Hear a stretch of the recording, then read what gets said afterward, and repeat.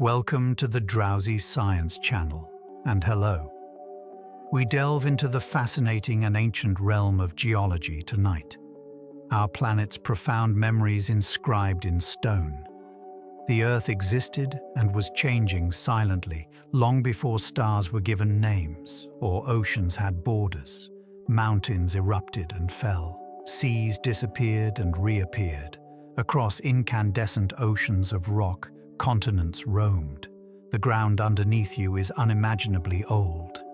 Nevertheless, it continues to move, breathe, and change. This is geology's narrative. Millions of years are needed to tell this tale of fire and water, creation and collapse, and beauty. There are echoes of long-gone stars, glaciers and volcanoes beneath every footfall and inside every pebble.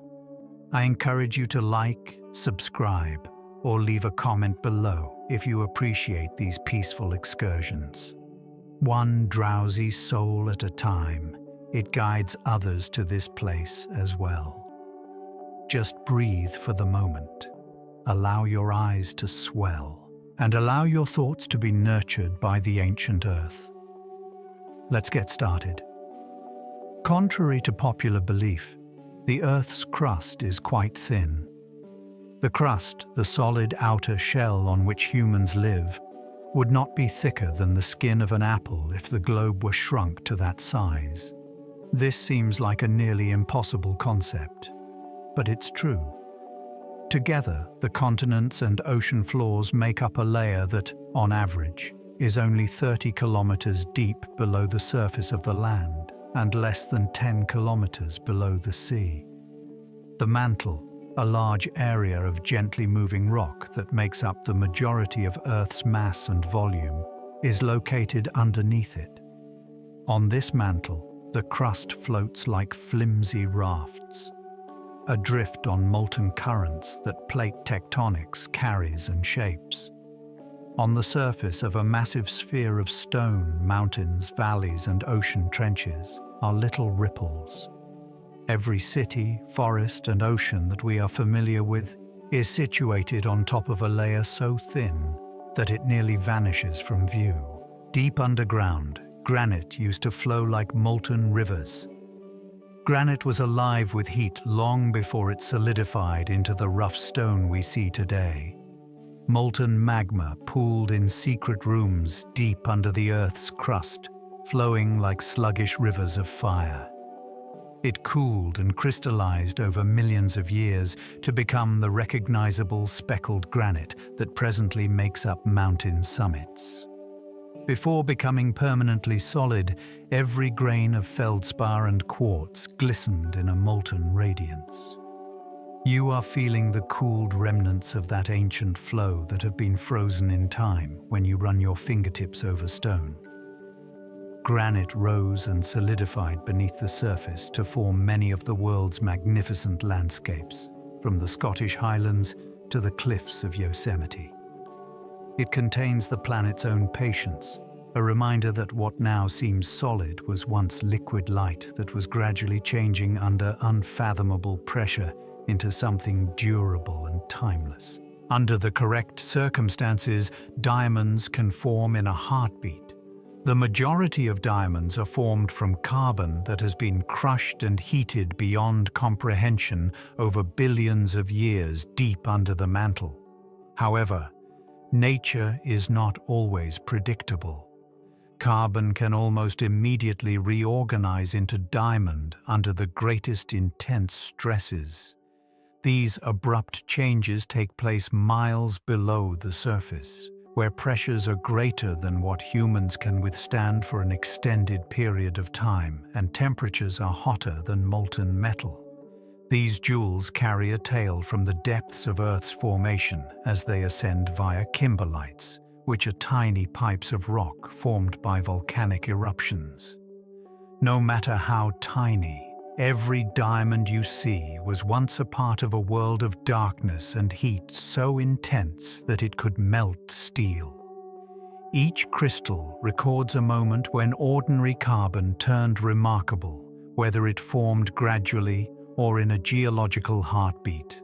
They are the ideal documentation of change seen in nature, rising through the planet's fundamental bones toward light, born out of chaos and pressure. Even now, some mountains continue to rise more quickly than your fingernails. Despite their seemingly endless appearance, mountains are dynamic. Rock is forced upward inch by the pressure and collision of tectonic plates deep under the surface. This gradual collision is still raising peaks in the Andes and the Himalayas more quickly than your fingernails can grow. In reality, what appears solid is a component of an unending erosion and uplift cycle. Grain by grain, mountains are torn down by wind, water and ice, and then rebuilt by forces deep below in a cycle that has been going on for hundreds of millions of years. Even though a mountain appears to be stationary, if time could be accelerated, you could witness it breathe and rise when continents meet. It's possible that the stone beneath your feet was originally on the ocean floor and was moved upward through the ages. These giants serve as a reminder that Earth is never truly still. Rather, it is always changing, even while we are asleep. On molten rock, entire continents float like rafts. Below us, the Earth floats on a secret sea of molten rock. The mantle is located under the crust, a place so hot that rock turns into a very slow-moving liquid. Over time, the continents drift across this mantle like massive rafts of hard stone. At barely a few centimeters per year, they slip, clash, and split. But those little movements change the Earth over millions of years. Oceans come and go, whole climates change, and mountain ranges rise. Even if we cannot see the journey, the continents we know are constantly moving. This gradual drifting is what brought all of the land together to form the supercontinent Pangaea and will eventually reunite the continents. Under its placid exterior, our planet is alive, and we are merely passengers on its enormous floating plates as they are transported over geological oceans without ever sensing the movement. Because of plate tectonics, the Earth's surface is continuously recycling itself. On the surface of the planet, nothing is permanent. Plate tectonics is a never-ending process of renewal and destruction that produces the continents and seafloors that we see today. Mountains form where plates meet. Molten rock wells upward where they split, forming new ocean crust. In some locations, one plate plunges beneath another, melts, then returns to the mantle to rejoin the Earth. Tens of millions of years are needed for the birth, expansion, and disappearance of even the ground beneath the oceans. This massive planetary cycle includes every cliff, every volcanic plain, and every grain of sand. The only planet we are aware of that recycles itself so thoroughly is Earth, which maintains a youthful surface by the gradual action of gravity and heat. In silent, elegant motion, the planet's skin is constantly shedding and rebuilding itself. It is never really still. The height of the Himalayas continues to increase each year. The Himalayas are still rising high above the clouds. They started to expand around 50 million years ago when the Indian and Eurasian plates clashed, crumpling the crust like folded cloth. The mountains continue to rise by a few millimeters annually as a result of that collision. Despite being carved down by wind and glaciers, the peak's summits continue to rise steadily into the sky, giving the impression that they are eternal. Every deep earthquake and tremor in the area is a hint of the tremendous pressure that is still present. These mountains are the live outcome of a continuous collision that started before humans existed, not artifacts from the past. The soil beneath millions of people is still being reshaped by the same collision that created Everest. The Himalayas' quiet ascent serves as a reminder that the force of Earth is persistent, patient, and ever-changing. It can shape continents with the ease of clay. Continents move as quickly as your hair. The speed at which a continent moves would be comparable to the lengthening of your hair over a month. However, that slight movement changes the planet's entire face over geological time. Deep within the Earth, convection currents carry the continents as they slide on top of the mantle. Every year, the Pacific Ocean gradually gets smaller, while the Atlantic Ocean gets a little wider. Even familiar maps will look quite different in millions of years. Australia will shift northward, Africa will get closer to Europe, and eventually the continents might unite once more to form a single, enormous landmass. This slow drift explains why mountain ranges on different continents have the same origins and links the fossils of ancient species discovered in distant oceans. Though it is a part of a vast, restless journey that has never paused since the planet's birth, the ground feels solid. The majority of the continents are older than the ocean floor. There is a secret world beneath the waves that is always changing. The seafloor is remarkably young compared to the rocks on the continents, which are billions of years old. Molten rock rises, cools, and creates new crust along mid-ocean ridges, which gradually expands outward. At deep ocean trenches where one plate moves beneath another, it gradually sinks back into the mantle as it drifts. Because of this recycling, no ocean crust lasts more than 200 million years, which is a brief period in Earth's lengthy history. In contrast, the continents are old survivors that have managed to hover above the destructive cycle. The seas would form and disappear like the beat of a breath if you could observe the surface of the world over time. The seafloor is the beating heart of the world, constantly renewing itself and serving as a reminder that life is present in even the darkest, deepest recesses of the planet. Earth's ancient flips are recorded by magnetic stripes on the seafloor. The rocks form a barcode pattern across the ocean floor's enormous plains. These alternating magnetic stripes indicate periods when the north and south positions of the Earth's magnetic field were switched.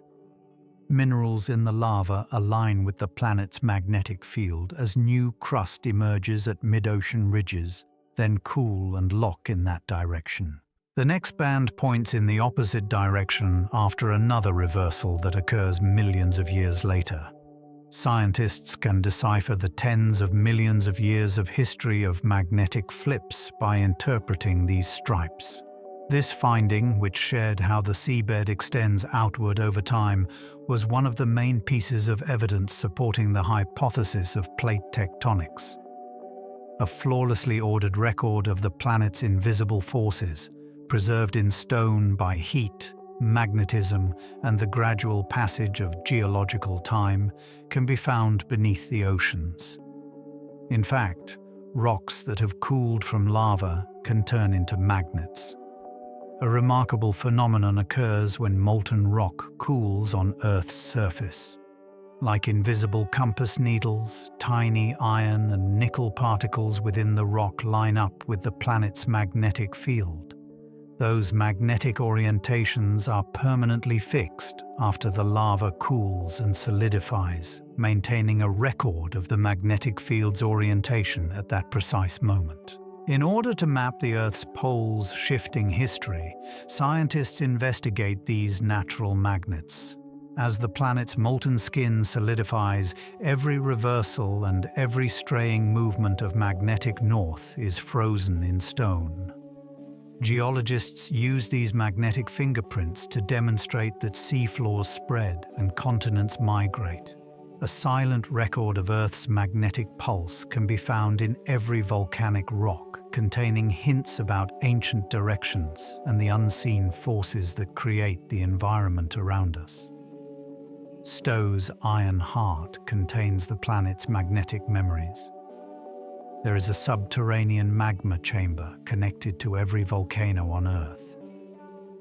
Every volcano has a heart that beats with molten fire deep under the surface. large stores of liquid rock. These subterranean magma chambers fuel eruptions that have the power to alter climates and remodel landscapes. While some chambers are enormous and deep, extending much below the crust, others are tiny and shallow. Gases rise, crystals form, and pressure increases inside them until the rock above can no longer support them. The chamber then unleashes its rage through vents and fissures, spouting ash and lava onto the world above with incredible force. These reservoirs stay concealed between eruptions, gradually filling up and changing.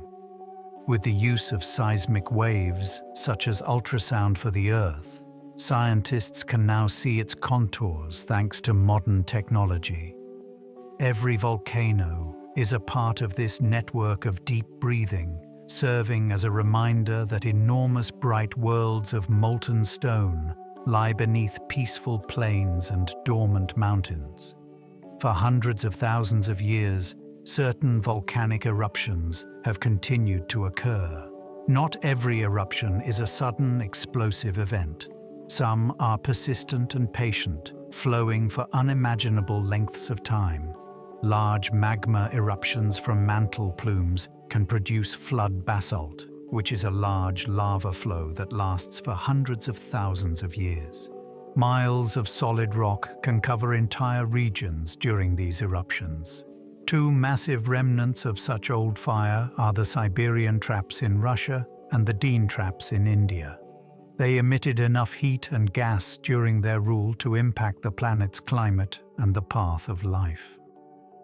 It is difficult to picture the molten rivers that once spanned every horizon when standing on one of these lava plains that have hardened over time. They serve as a reminder that occasionally the slow, relentless rhythm of fire spreading eternally beneath the wide sky rather than explosions reshapes the Earth. The majority of the ocean floor is covered in thick, black layers of basalt. Every step you took, if you could walk across the sea's bottom, would touch basalt, a hefty, dark rock formed by fire. It is created when molten mantle material erupts along mid-ocean ridges and rapidly cools when it comes into contact with seawater. As a result, like the planet's armor, a huge, intact crust spans the ocean basins. Because basalt is high in iron and magnesium, it has a deeper color and weighs more than the lighter rocks found on the continents. As the seabed expands outward, its solid layers are constantly being renewed, while older portions melt and sink down into the mantle. This never-ending cycle of birth and destruction has affected every square inch of the ocean floor. The history of Earth's most patient movements is preserved in the salt under the seas. The ocean's silent base is made up of layers upon layers of cooled magma. Shapes resembling underwater balloons are formed when pillow lava freezes. Lava cools so quickly as it erupts beneath the ocean that the molten rock continues to push from within, while the outside layer solidifies instantly. Round objects that resemble pillows or bubbles layered on top of one another are produced by this peculiar procedure. Whole sections of the seafloor may be covered in these pillow lava, which are smooth, bulbous forms. Each pillow depicts the interaction between molten rock and cool seawater by capturing a moment of flaming motion. The presence of pillow lava on land indicates that the region was formerly submerged. It is a hauntingly lovely sight, as if the stone itself still recalls flowing like liquid before being sealed by the sea's cold. These forms are temporal geological sculptures, evidence that the planet's creative powers are always active and at work, even in the gloomy, crushing depths. Obsidian is a volcanic glass that cools quickly. Lava can cool so quickly during intense eruptions that crystals never form. The end product is obsidian, a naturally occurring glass that shines with a sinister brilliance. It is created when molten rock comes into contact with cold air or water and hardens almost immediately. It is smooth, sharp, and reflective. Because of its flawless edges, people have valued it for thousands of years and used it to make tools, decorations, and blades. But beneath its glossy exterior is a tale of profound transformation. Mid-motion molten fire arrest. Heat turned into brittleness. Obsidian is brittle, yet when it breaks, beautiful curved patterns known as conchoidal fractures are revealed, as though every fissure recalls the initial lava's flow. One of geology's most striking contrasts is this grey rock, which was created in a violent environment but is timeless despite its fragility. A sliver of fire was trapped in the stone's immobility for all time. Bubbles of Earth's prehistoric atmosphere are preserved in certain rocks. Scientists have found minuscule air bubbles that have survived for millions of years, trapped in the smallest rock hollows. These conserved areas, which lock the chemical signature of the environment from long ago, are similar to time capsules. By examining them, scientists can discover what gases were present in the atmosphere at one time, the amount of oxygen present, the amount of carbon dioxide that warmed the Earth, and how the equilibrium was altered by volcanic activity or life itself. While some of these bubbles developed in ice or sediments, others did so in cooling lava. Every one of them has a ghost of the air that surrounds the first woods, enormous reptiles, or maybe the first living thing to breathe, or the echo of an ancient breath. To possess such a rock is to possess a piece of the sky that has disappeared, a fragile document of the ever-changing air that binds all life on Earth throughout its lengthy history. Beneath the ocean are mountains taller than Everest. Mountain ranges that dwarf the tallest peaks in the globe are located far below the ocean's surface. Massive chains of volcanic mountains that rise higher from base to crest than Everest above sea level span over tens of thousands of miles along the mid-ocean ridges. Due to their extreme pressure and darkness, these undersea ranges are largely invisible. Nevertheless, they are some of the planet's most active areas. At a slow, steady speed, lava continuously rises from fissures to create new peaks and valleys. When measured from its base beneath the water, the highest of these hidden giants, like Mauna, surpasses even the big Himalayan mountains. They serve as a reminder that beneath the waves, much of Earth's splendor and beauty remain hidden. The Earth is shaped from below, without a single glimpse of the sun, by vast, quiet kingdoms of rock that grow and change in the dark. Nearly as far below sea level as airplanes fly above it is the lowest spot on Earth. The Mariana Trench, located in the center of the Pacific Ocean, is so deep that Mount Everest would still be more than a mile below the surface if it were dropped into it. The Challenger Deep, the deepest known location in the trench, is about 7 miles below the surface, nearly the same distance as passenger jets fly above the ground. The pressure is so great down there that steel would be crushed. Nevertheless, life persists despite that gloom. Strange creatures that thrive in the mineral-rich sediments glow in the black water. A subduction zone is denoted by the trench, where tectonic plates slide beneath one another and return to the mantle. In addition to being the lowest point on Earth, it is also one of the major catalysts for the planet's rejuvenation. It serves as a reminder of how tiny the world that is visible is in comparison to the expanse that lies beneath. There are tiny earthquakes all across the planet that you can't feel. The ground vibrates with the subtle whisper of continuous motion even when it appears to be completely calm. Every day, thousands of micro-earthquakes that are too small for humans to detect tear through the crust all around the Earth.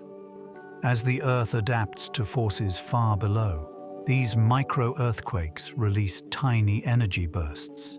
By recording these murmurs with sophisticated equipment, scientists are able to produce intricate maps of changing faults and concealed magma movements.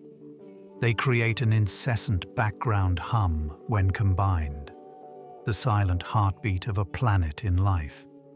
Geologists can identify where faults are creeping, where pressure is increasing, and where volcanic systems are stirring by this constant tremor. The world is not as still as it seems. The world moves in innumerable little ways beneath each mountain, forest, and sea. It cracks, sighs, and settles in slow, hidden rhythms that tell the tale of Earth's restless heart. Whole rivers can run backwards after earthquakes. The terrain itself has the ability to shift course when the ground trembles sufficiently. The soil may tilt or move so suddenly during strong earthquakes that rivers must reverse their course. Events like the enormous New Madrid earthquakes in the early 19th century, when portions of the Mississippi River briefly flowed upstream, have documented this uncommon occurrence. One side of a fault may rise or fall due to abrupt crustal movement, lowering valleys or forming natural dams. The constant pull of gravity that directs each drop of water can be momentarily overridden by the strength of Earth's interior forces. The rivers create new routes via altered terrain after equilibrium is restored. These instances demonstrate the utter power of geological motion, demonstrating how the planet's profoundly hidden forces may reverse even something as stable and old as a river. Certain flaws develop subtly without trembling at all. Not all tectonic movement is signaled by earthquakes or devastation. There is little discernible shaking at the surface of some fault regions because the crust slips so evenly and slowly. Fault creep is a silent movement that continuously releases pressure in tiny amounts. Although it is imperceptible to those above, it can be measured using devices that can identify movement of only a few millimeters annually. This is how some faults in Turkey and California move, sliding gently while nearby areas stay stiff and locked. Although the creeping parts shift stress elsewhere, they may also keep stronger quakes from developing in those areas. The permit's ongoing balancing effort includes this delicate dance between tension and release.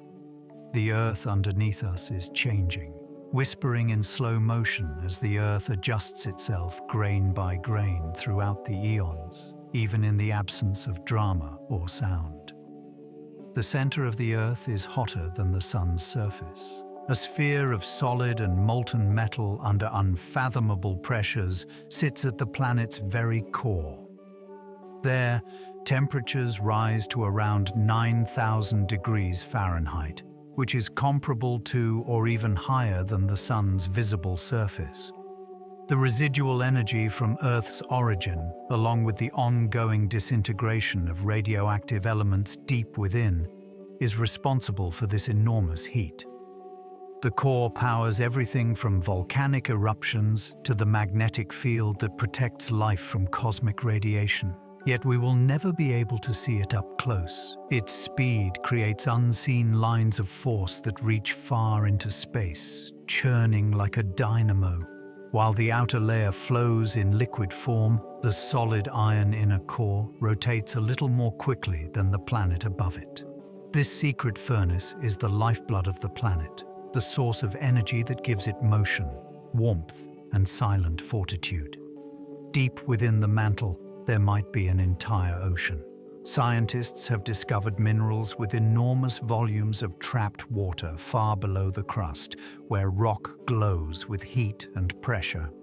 According to these findings, water that might fill an entire ocean could be found hundreds of miles below the surface, trapped behind crystal structures rather than flowing freely. This underground reservoir could flood the oceans several times over if it were released. It is a deep, hidden store of the same material that supports all life, not a sea in the conventional sense. Water may be carried below into this world by tectonic plate movement, only to be returned by rising plumes of molten rock and volcanic eruptions. One of the answers to why Earth has seas at all may lie in this invisible cycle.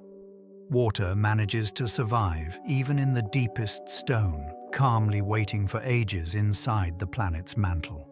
In underground caverns, crystals have the ability to grow larger than humans. A cathedral of crystal can be found in the silent darkness beneath the northern Mexican deserts. Transparent gypsum blades more than 30 feet long can be found in the Cave of the Crystals, which is located deep within a silver mine. After being fed by heated, mineral-rich water for hundreds of thousands of years, each one eventually filled the chamber. The crystals were still there as the water evaporated, shining in the humid air like frozen moonlight. It's like entering another universe when you enter the cave. One made of slow, delicate perfection rather than rock and fire. Almost impossible conditions that balance heat, saturation, and time are needed to produce such structures. These massive crystals serve as a reminder that, with enough time and care, even the hardest materials on Earth may shift and change. They are the most exquisite manifestation of time-sculpted stillness on Earth.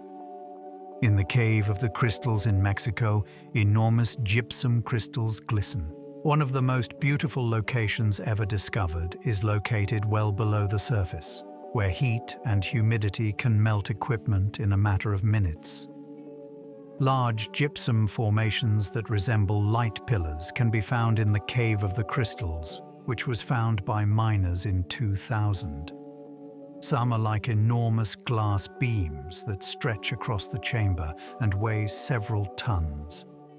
When mineral-rich groundwater maintained a constant temperature for hundreds of thousands of years, molecules were able to align themselves in perfect symmetry, forming the crystals. The scene was permanently frozen after the expansion ceased when the cave was drained. No one can remain inside for very long due to the intense heat and dense environment. Explorers have, however, briefly traversed the gleaming walls of translucent stone. It is an example of geological art that was produced by the Earth's silent chemistry, water, and time, rather than by human hands. Rock can be punctured by salt domes like slow-motion explosions. A peculiar and potent phenomenon can arise in areas where heavy rock is buried beneath vast deposits of old salt. Pressure from the surrounding layers causes the salt to start flowing upward over millions of years. Under extreme stress, salt acts like a viscous fluid even though it is solid. As it ascends through the rock above, it bends and fractures it to form dome-shaped structures that can grow to a height of miles. These salt domes can occasionally capture gas and oil, creating reservoirs that have influenced whole industries. Underneath the surface, they are enormous pillars of slow movement that are silently transforming the Earth. Yet from above, they appear as gentle waves in the landscape. Each one narrates the tale of ancient seas that vanished ages ago, leaving behind minerals that are still rising into the sky. Evidence of the ability of solid Earth to flow like a patient, unstoppable tide. Atom by atom, petrified wood is actually quartz. What appears to be a fallen tree turned to stone is actually something far more delicate and weird. Minerals carried by groundwater enter into the cells of a tree when it is submerged by mud or volcanic ash. Every ring, knot, and fiber is preserved in flawless detail as quartz replaces each small structure of wood over thousands of years. The end product is a fossil that still has a wood-like appearance, but is heavy and frigid to the touch. It can occasionally be colored with red, yellow, or green trace components. Painting a piece of art that is organic in nature. A piece of petrified wood feels like a solidified memory in your hands. The patience of time turned a living thing into crystal. Nature uses it to convey the idea that nothing really goes away. It simply undergoes form changes. The narrative of existence remains unalterable. Ancient woods that were confined to marshy environments gave rise to coal. Huge tropical woods covered a large portion of the planet long before people ever set foot on it. The fallen trunks and leaves of these forests sank into oxygen-poor wetlands as they died, causing degradation to slow to a crawl. Plant materials accumulated in layers, pressing down with their own weight.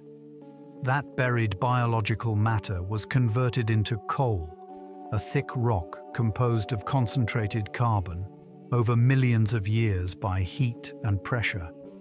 Every fragment contains the solar energy that plants absorbed from a primordial sky. Coal burning unleashes that old sunlight again, a spectral resurgence of energy that has been hoarded for ages. Its creation process narrates a tale of metamorphosis in which sunshine turned into fuel and life into stone. The marks of old forests may be seen in every piece of coal. Beneath our contemporary reality, the air of a world that has vanished, condensed into dark, sparkling veins. The buried remains of ancient plankton are the source of oil. Oceans were teeming with microscopic life long before dinosaurs walked the earth. Thick layers of organic silt were created when those microscopic organisms sank to the seafloor and combined with mud. They were compressed and heated by the ocean's weight over millions of years, converting their carbon residues into liquid hydrocarbons. These ancient chemicals, trapped in porous rock, evolved into the oil that drives contemporary society. The earliest forms of life collected sunlight as each drop we burn traveled through an ancient sea. The energy that powers our planet is, in a sense, the sunshine of Earth's distant past, preserved beneath kilometers of rock. In addition to geology, biology, chemistry, and time are all interwoven in the silent darkness beneath the surface of oil, waiting to be discovered. The tale of a lost mountain is told by each grain of sand. Every grain of sand used to be a part of something far bigger. It was a component of a tall mountain or an old bedrock plain, long before it lay on a beach or in a desert. That rock was pulverized into the smallest fragments over millions of years by wind, water, and ice, which were then transported over rivers and seas. Before resting, a single grain may have poured down canyons, crashed through glaciers, or drifted across oceans. Its composition and shape under a microscope show the type of rock it originated from and the path it took. Quartz pieces from former continents still gleam in some grains. Others are pieces of volcanic rock from ancient flaming eruptions. A collection of fractured worlds reduced to sparkling bits that will eventually be crushed back into stone and restart the cycle. Each handful of sand is a storybook of time. When desert sand moves, it can produce a low musical note. The shifting of sand dunes in some uncommon deserts produces a loud, resonant hum that can linger for several minutes. These singing dunes, which may be found in the Arabian Peninsula, Morocco, and Chile, generate tones so pure that they are like the voice of the earth itself. The sound is produced by innumerable grains sliding and smashing in tandem, vibrating at a frequency halfway between that of a thunderous boom and the tone of a cello. For this effect to happen, scientists think the grains need to be absolutely dry, and almost uniform in size. Visitors say the feeling is eerie, as if the dunes are talking or breathing. These sounds were frequently interpreted as mystical by ancient peoples, who thought they were the work of desert gods or hidden spirits. The landscape is actually a natural instrument that sings the slow, patient symphony of the moving ground due to the combined effects of friction and physics. Tiny shells make up all of certain beaches. On certain coasts, the sand beneath your feet was formed by life rather than stone. The shells of innumerable small marine animals, including foraminifera and mollusks, have crumbled over centuries into pieces as fine as powdered ivory. The remains of microscopic algae can give these biological sands a golden sheen. Crushed coral can give them a pink sheen, or they can be white when exposed to sunlight. Every grain is a piece of something that was once alive. A fragment of the ocean's history made its way back to the coast. The architecture of life has been transformed into a gentle, moving tapestry by waves and tides, making walking along such a beach feel like walking through the remains of invisible worlds. The most well-known white beaches in the world, such as those in the Bahamas and the Maldives, are living proof that biology and time can create beauty just as reliably as fire and rock. On Earth, sands might be black, green, pink, or even crimson. Not every beach is glistening white or gold. Some are red from worn volcanic rock, pink from coral, green from olivine crystals, and black from cooled lava. Every hue has a geological narrative that explains its origin and the forces that formed it. Volcanic islands, which are created when molten lava meets the water and breaks into tiny glassy bits, are frequently surrounded by black sands. Rare minerals from deep inside the mantle wash ashore to form green beaches. Red sand is dyed by iron-rich rock that has oxidized over time, whereas pink sand is created by combining crushed shells and coral with white sand. Strolling along these vibrant beaches is similar to exploring the planet's color palette. Under the ever-changing light of the sky, the world's elements are blended into a natural masterpiece that changes and sparkles as each wave reorganizes grains that hold the memory of fire, water, and time. Landscapes are sculpted by glaciers like flowing rock rivers. Despite being still, a glacier flows. As the snow builds up over ages, it compresses into thick ice that gradually moves downward, changing everything in its path. These ice rivers transport garbage for miles, polish stones, scrape valleys, and grind against the mountains. When they recede, their abandoned trails are filled with glittering lakes, huge U-shaped valleys, and strewn rocks. From the sculpted fjords of Norway to the polished granite domes of Yosemite, the fingerprints of glaciers are present on almost every continent. Glaciers are still patiently pulverizing old rock into fine dust that floats on the wind. They are artists of temperature and time, sculpting continents, reshaping the earth grain by grain. A reminder of the planet's fragile balance, where even the coldest forces flow with a strength powerful enough to affect the globe, can be found in their silent persistence. Some glaciers move so quickly that they can be seen changing hourly. Some glaciers flow so fast that they can be seen flowing in a single afternoon, even though they typically crawl at a rate of inches per day. When the ground underneath them is lubricated by meltwater, these swift rivers of ice surge, lowering friction and enabling enormous sheets of ice to move quickly forward. Scientists have seen glaciers in Greenland and portions of Alaska speeding forward at startling rates, their shattered surfaces breaking and moaning as they do so. The motion appears impossible from a distance, liquid stone acting like solid ice. However, This movement is incredibly powerful, shifting valleys and moving tons of rock. They also serve as a reminder that glaciers are dynamic even in their frozen stillness as they surge. Time itself accelerates when you see one in motion. The Earth's gradual cadence compressed into an observable, magnificent surge.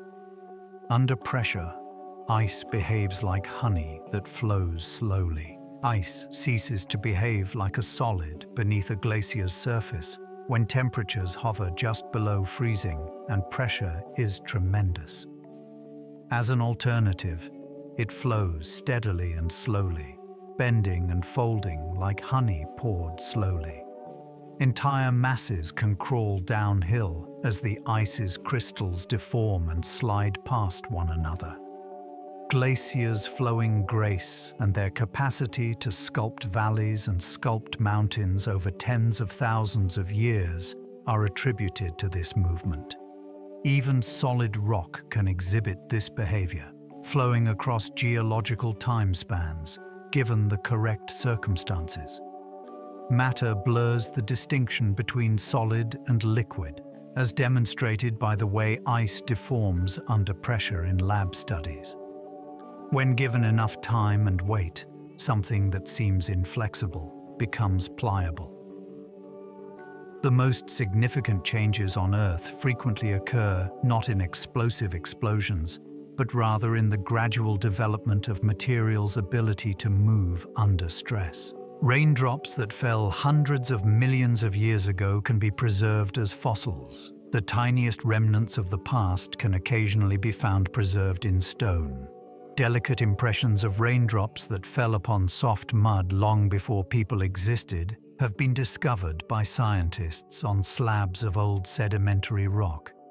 Every little crater captures a specific moment in time.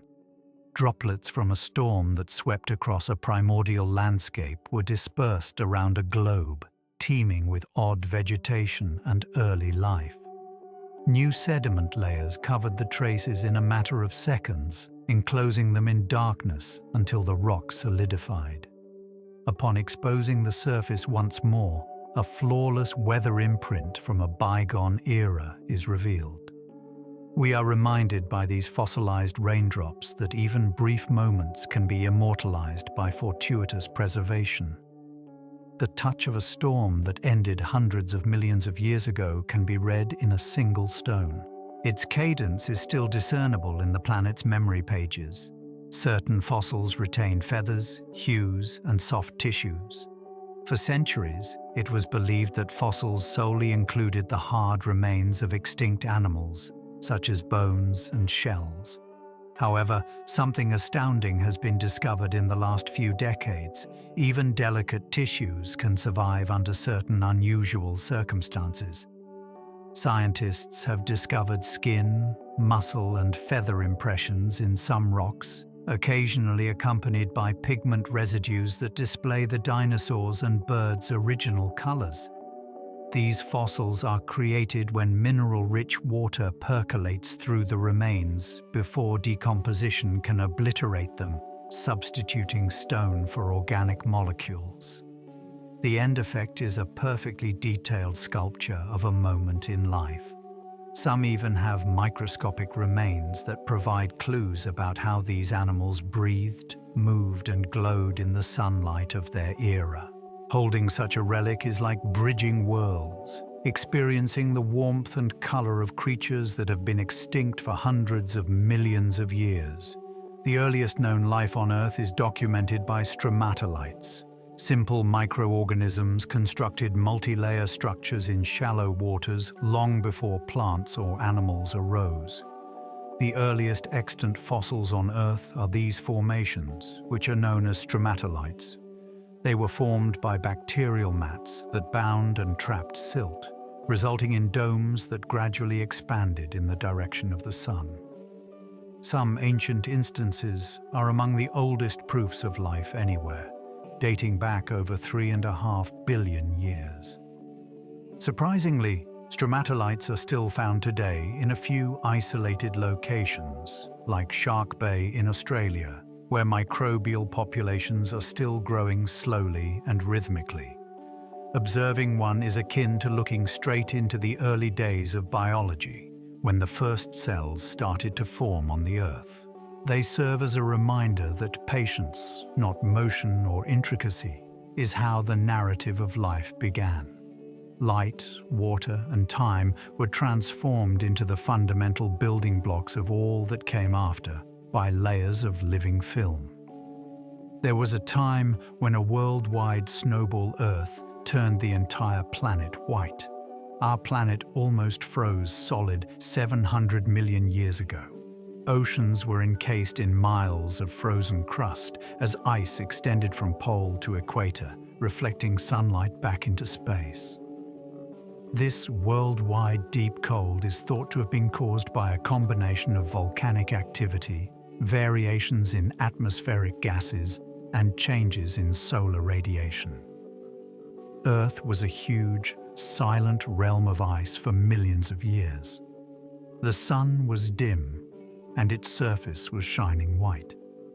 Life did, however, persist, concealed in puddles of liquid water beneath the glaciers or close to volcanic vents. The globe eventually thawed in a spectacular world-spanning melt as volcanic eruptions produced enough carbon dioxide to trap heat once more. It's possible that the re-emergence of liquid oceans contributed to the proliferation of complex life. One of the most significant changes in the history of the planet is Snowball Earth.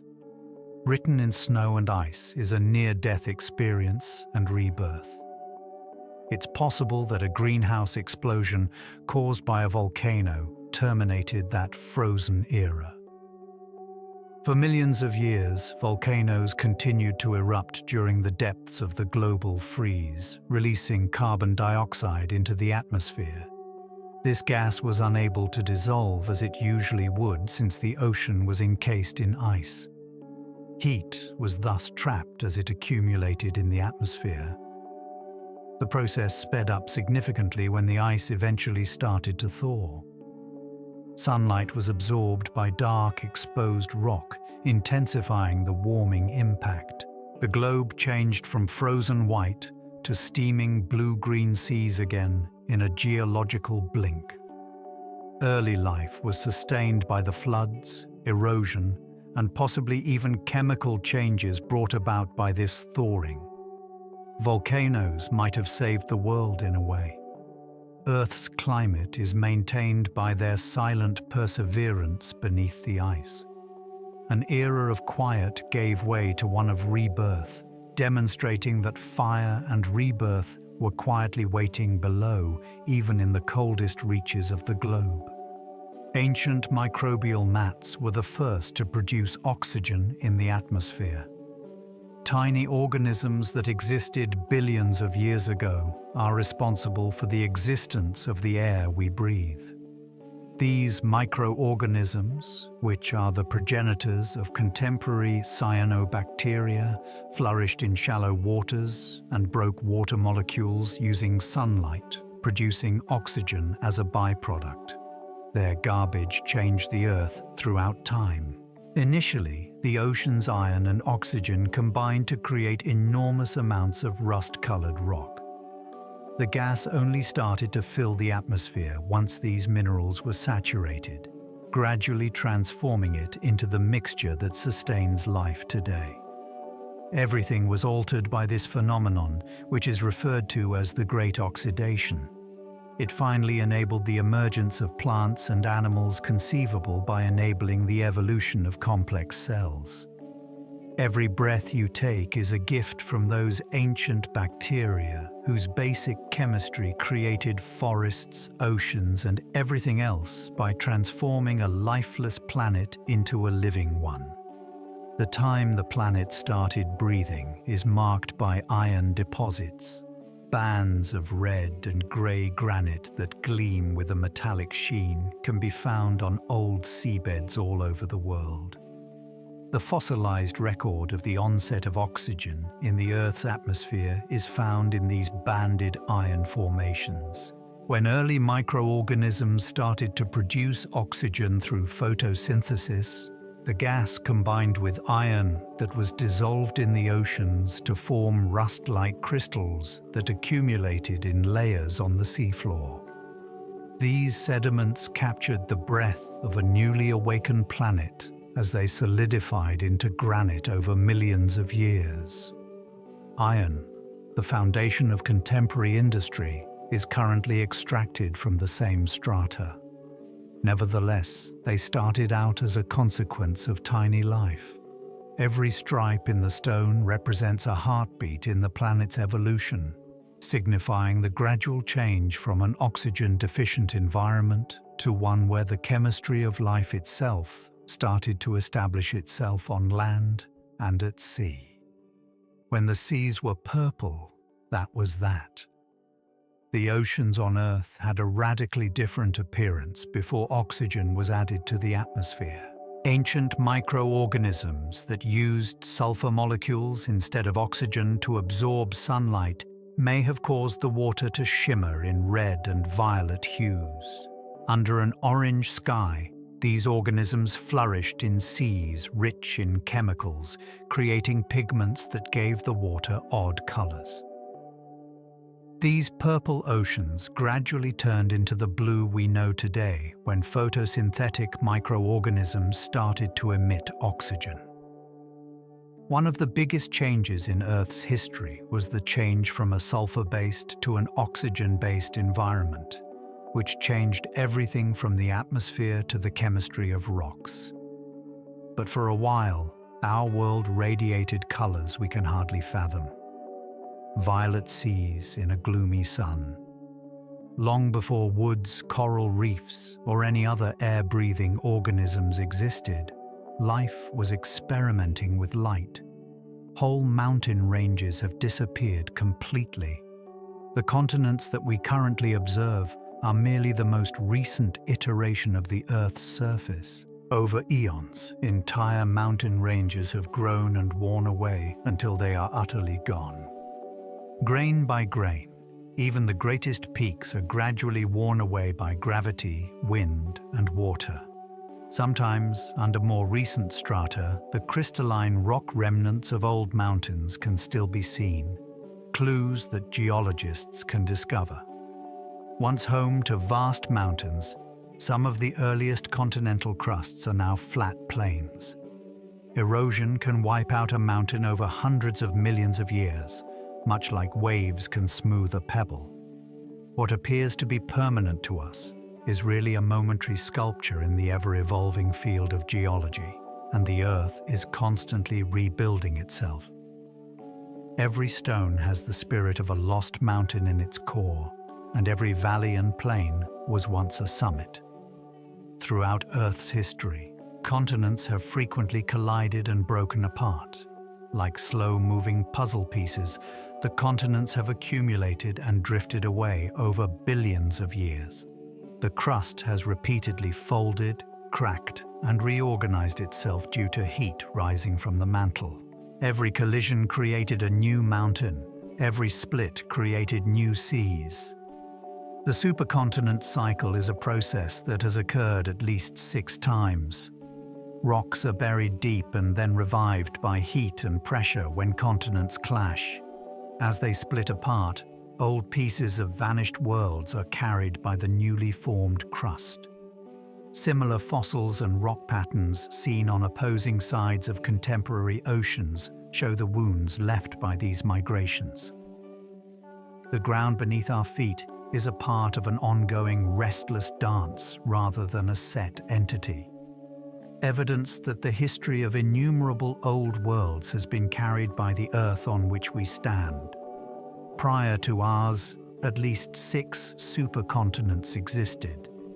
The planet has formed enormous supercontinents that wandered through the eons at least 6 times before Pangaea and even before Rodinia. Every one of them has its unique climate, mountains, and seas, as well as a history of rise and collapse. These vanished worlds are called Nuna, Columbia, Rodinia, Pinocchio, and Gondwana. Their remains are dispersed around the world. Life when it did exist, was usually tiny. However, the chemistry of the atmosphere and oceans was influenced by their development. Every separation and reunion changed the planet's subsurface currents and agitated the climate, changing the trajectory of evolution. The continents that exist now are remnants of those prehistoric giants that survived a billion-year cycle. Studying them is like reading the autobiography of Earth, because nothing remains intact for very long, and even the land itself is ephemeral. The most recent supercontinent was Asia.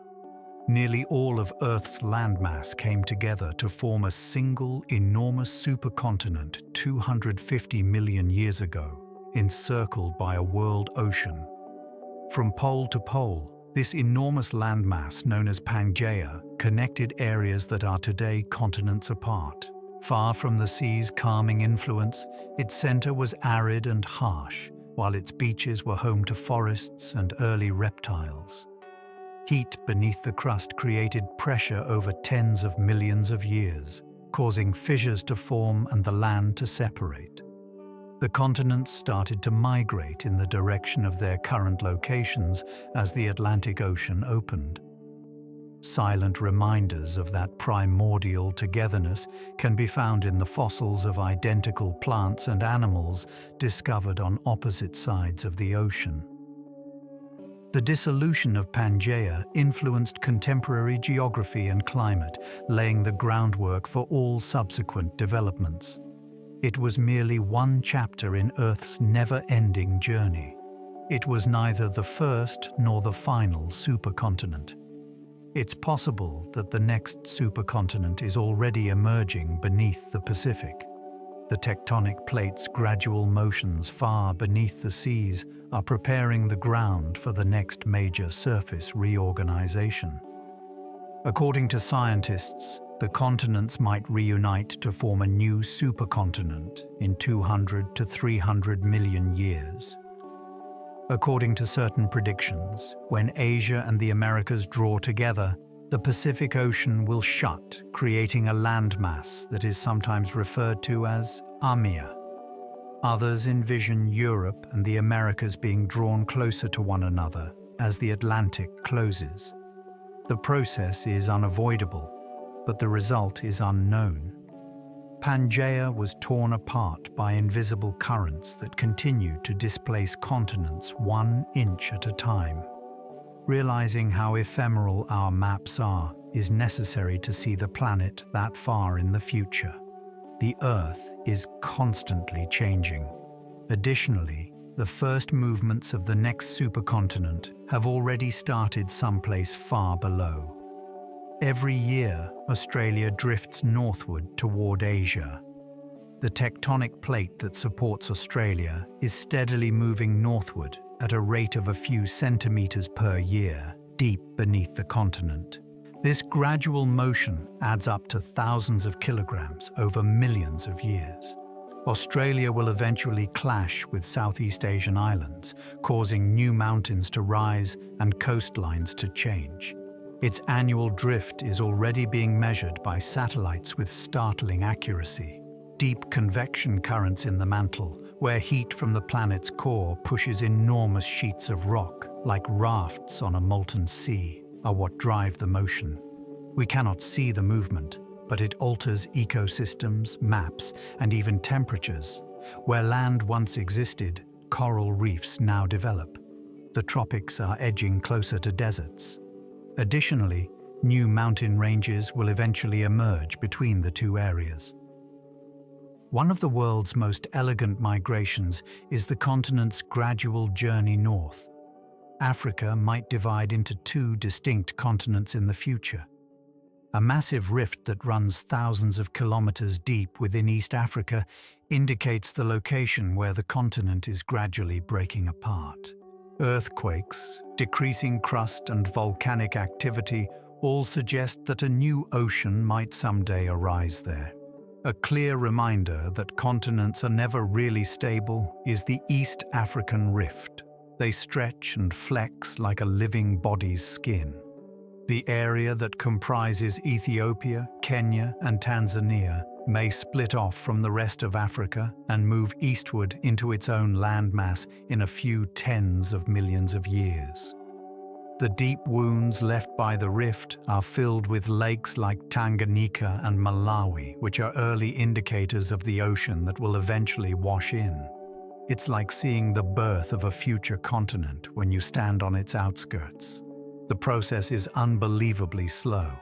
However, it is taking place beneath our feet at this very now, influencing the world of the future. Iceland is just above a crack in the crust of the Earth. The Mid-Atlantic Ridge, a border where two tectonic plates are drifting apart, is where the island of Iceland is located. Here, a long crack in the crust allows molten rock to rise upward, creating new land as it cools. With glaciers resting next to active volcanoes, the entire island is a crucible of fire and ice. Lava fields, geysers, and hot springs bear witness to the restless energy beneath. Residents are reminded by eruptions every few years that their homeland is still being built. Because of its special location, the island is one of the few locations where this boundary rises above sea level, giving researchers a clear glimpse of the unadulterated mechanics of plate tectonics.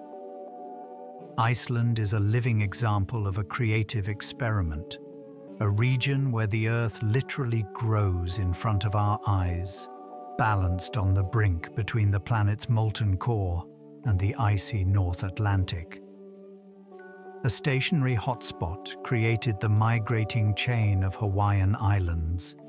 Volcanoes are formed when a plume of molten rock rises from deep under the mantle and pierces the crust in the middle of the Pacific Ocean. Every fresh eruption creates an island that gradually drifts away from the hot zone to make room for another as the Pacific plate steadily advances northwestward. A lengthy chain of islands and underwater mountains that stretches thousands of kilometers across the ocean floor was produced by this process. While the oldest islands, located far to the northwest, have crumbled into low atolls, the youngest island, Hawaii, continues to glow with active lava flows. Scientists can map the Pacific Plate's movement over millions of years by following this chain. A dotted record of time and motion is left behind as the surface moves over the hotspot, which remains stationary. Every island represents a new chapter in a continuous creation narrative, composed of molten stone. One of the biggest volcanic systems on Earth is concealed in Yellowstone. There is a massive magma pool beneath Yellowstone's forests and geysers that is sufficient to power one of the strongest volcanic systems yet found. Surface indicators of the heat underneath can be seen in the park's bubbling pools, steaming vents, and spectacular boiling water eruptions. In order to explore the subterranean chambers that extend for several kilometers beneath the crust, scientists keep a constant eye on the area. Its previous explosions changed much of North America, spreading ash over entire continents. But an eruption is not anticipated anytime soon. These days, the area exhales through its geysers, letting go of pressure in breathtaking eruptions that serve as a reminder of its innate fire. Even beneath serene settings, ancient forces of heat and pressure continue to transform the Earth in silence, making Yellowstone both a haven of beauty and a window into the planet's restless nature. For centuries, supervolcanoes have had the power to change the planet's climate. The area weather is impacted for a few seasons when regular volcanoes erupt. Supervolcanoes have the power to change the entire world when they erupt. Thousands of cubic kilometers of gas and ash are released into the atmosphere by these enormous explosions, obstructing sunlight and cooling the planet for decades or even centuries. Ash layers and climatic records from Yellowstone, Toba, and Topa provide evidence of these eruptions. Volcanic winters are among the after effects, during which ecosystems find it difficult to adjust and temperatures drop. These sporadic occurrences serve as a reminder of the delicate equilibrium between the Earth's surface and innards. Evolution itself has been shaped by the force beneath our feet, which occasionally caused major extinctions that made room for new species. Supervolcanoes are a part of the planet's lengthy cycle of regeneration, notwithstanding their wrath, reminding us of the close connection between fire and life by cycling elements between the crust and atmosphere. What is now Indonesia was the site of the biggest known volcanic eruption. The Earth was altered by a massive eruption at Indonesia's Lake Toba around 74,000 years ago. It left behind a 100-kilometer-wide caldera that can still be seen today, after expelling more than 2,000 cubic kilometers of ash and lava. The explosion lowered temperatures and dispersed volcanic ash over continents, darkening the sky all around the world. According to some experts, it brought about a brief volcanic winter that might have had an impact on early human populations. Volcanic gases remained in the atmosphere for years after the eruption ended, cooling the Earth and tainting sunsets. Any eruption in recorded history pales in comparison to the magnitude of the event. The calm water that fills the caldera appears serene today. But one of the most potent scars on Earth is hidden beneath its placid waters. A reminder that the greatest moments of creation on Earth are frequently accompanied by devastation. Ash from some eruptions continues to travel the world today. Winds that round the planet can carry fine volcanic ash for years in the upper atmosphere. Long after the explosions stopped, particles from large volcanoes like Mount Pinatubo in the Philippines and Krakatau in Indonesia were found. Sunlight is scattered by these tiny pieces, resulting in dazzling red sunsets and a modest drop in world temperatures. They create thin veils far above the weather, reflecting light in ways that were traditionally depicted by painters following significant eruptions. Even centuries later, certain layers of flying ash were found in ocean sediments and ice cores, returning to Earth. Every eruption has a connection to the atmosphere that envelops the entire globe, regardless of how far away it occurs. Even the most serene sky contains echoes of the Earth's violent breath, as evidenced by the remnants of ancient eruptions in the air we breathe today. When lava lakes don't cool, they can stay molten for decades. Molten rock never hardens in a small number of uncommon volcanic craters worldwide. These lava lakes, like Kila in Hawaii and Eraal in Ethiopia, are maintained by a steady supply of magma and heat from below. Like flaming oceans, their surfaces churn and wave, crusting over before shattering once more. At night, their orange light flickers against smoke and dark rock, illuminating the planet's core like windows. The lakes can endure for decades, constantly replenished by deep circulation because the thermal balance is so accurate. It is captivating to watch one. It is a live furnace that pulses and breathes at a leisurely pace. They provide researchers with unique insights into the physics and chemistry of magma that are impossible to duplicate in lab settings. Every lake serves as a reminder that beneath its thin, cooling crust, the Earth's fire still burns, timeless and vibrant. Clouds of volcanic ash are susceptible to lightning strikes. Strong electrical charges are produced during a volcano eruption by the tremendous friction between the ash particles.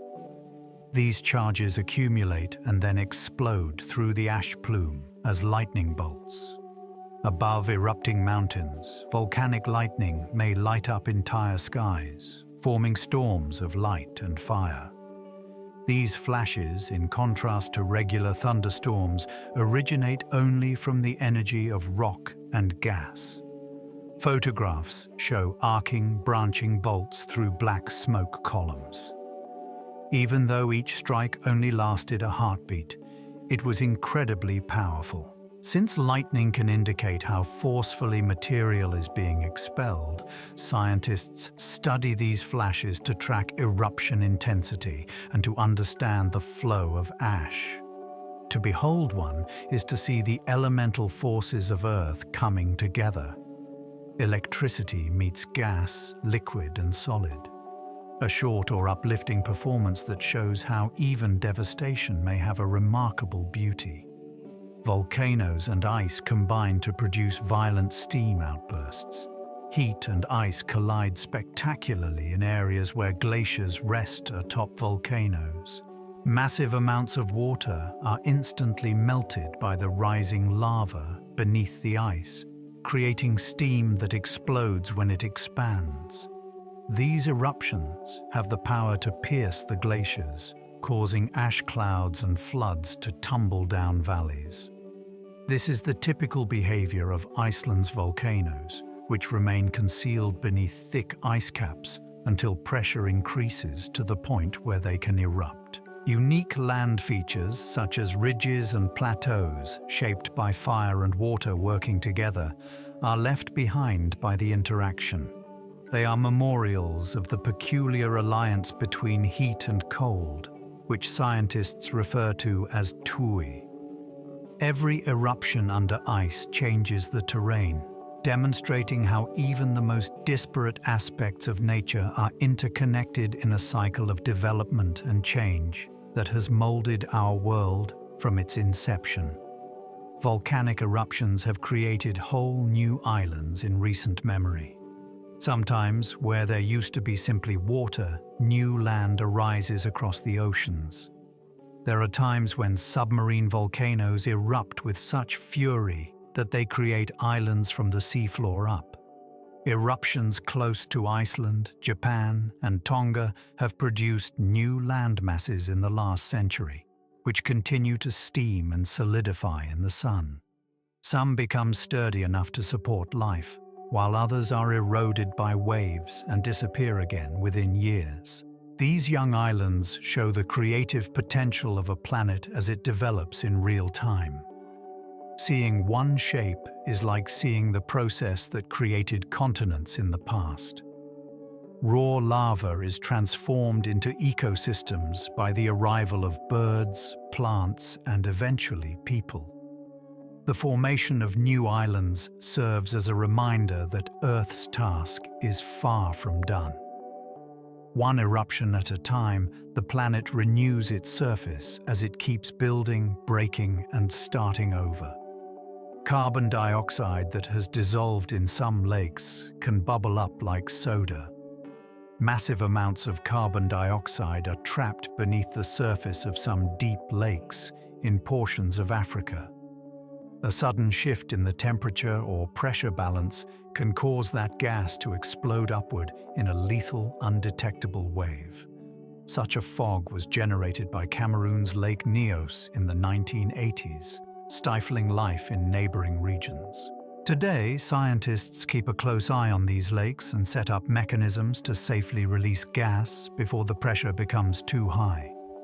This unusual but potent reminder of how even calm waters may conceal vast energy is known as a limnic eruption. The gas seeps upward through crustal fissures from volcanic sources beneath the lakebed.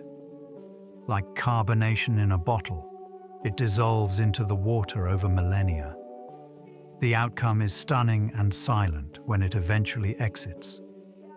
A weird and frightening natural phenomenon. In a matter of seconds, sinkholes can engulf buildings.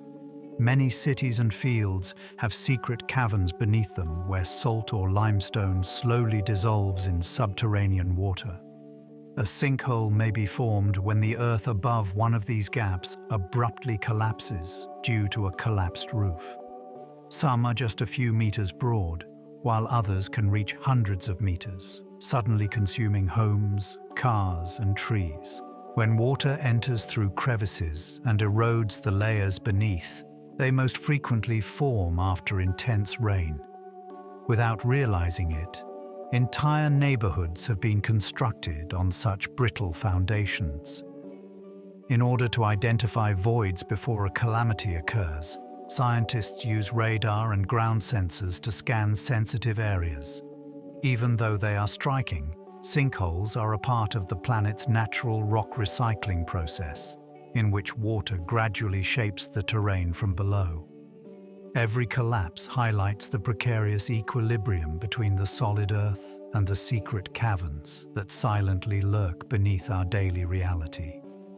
Where limestone or dolomite predominates in the bedrock, karst landscapes conceal hidden rivers that run through the stone. Intricate networks of caverns and tunnels are gradually carved by rainfall. These subterranean networks can convey entire rivers hundreds of kilometers below the surface. In some places, the earth above collapses, creating the jagged ridges, dips, and sinkholes that define the karst landscape. A clear spring that vanishes down a cave mouth may reappear miles away. From translucent insects to blind fish, entire ecosystems have evolved to these lightless streams in some places. Millions of people get their drinking water from karst landscapes, which may be found on every continent. However, because they are hidden, they are susceptible to pollution.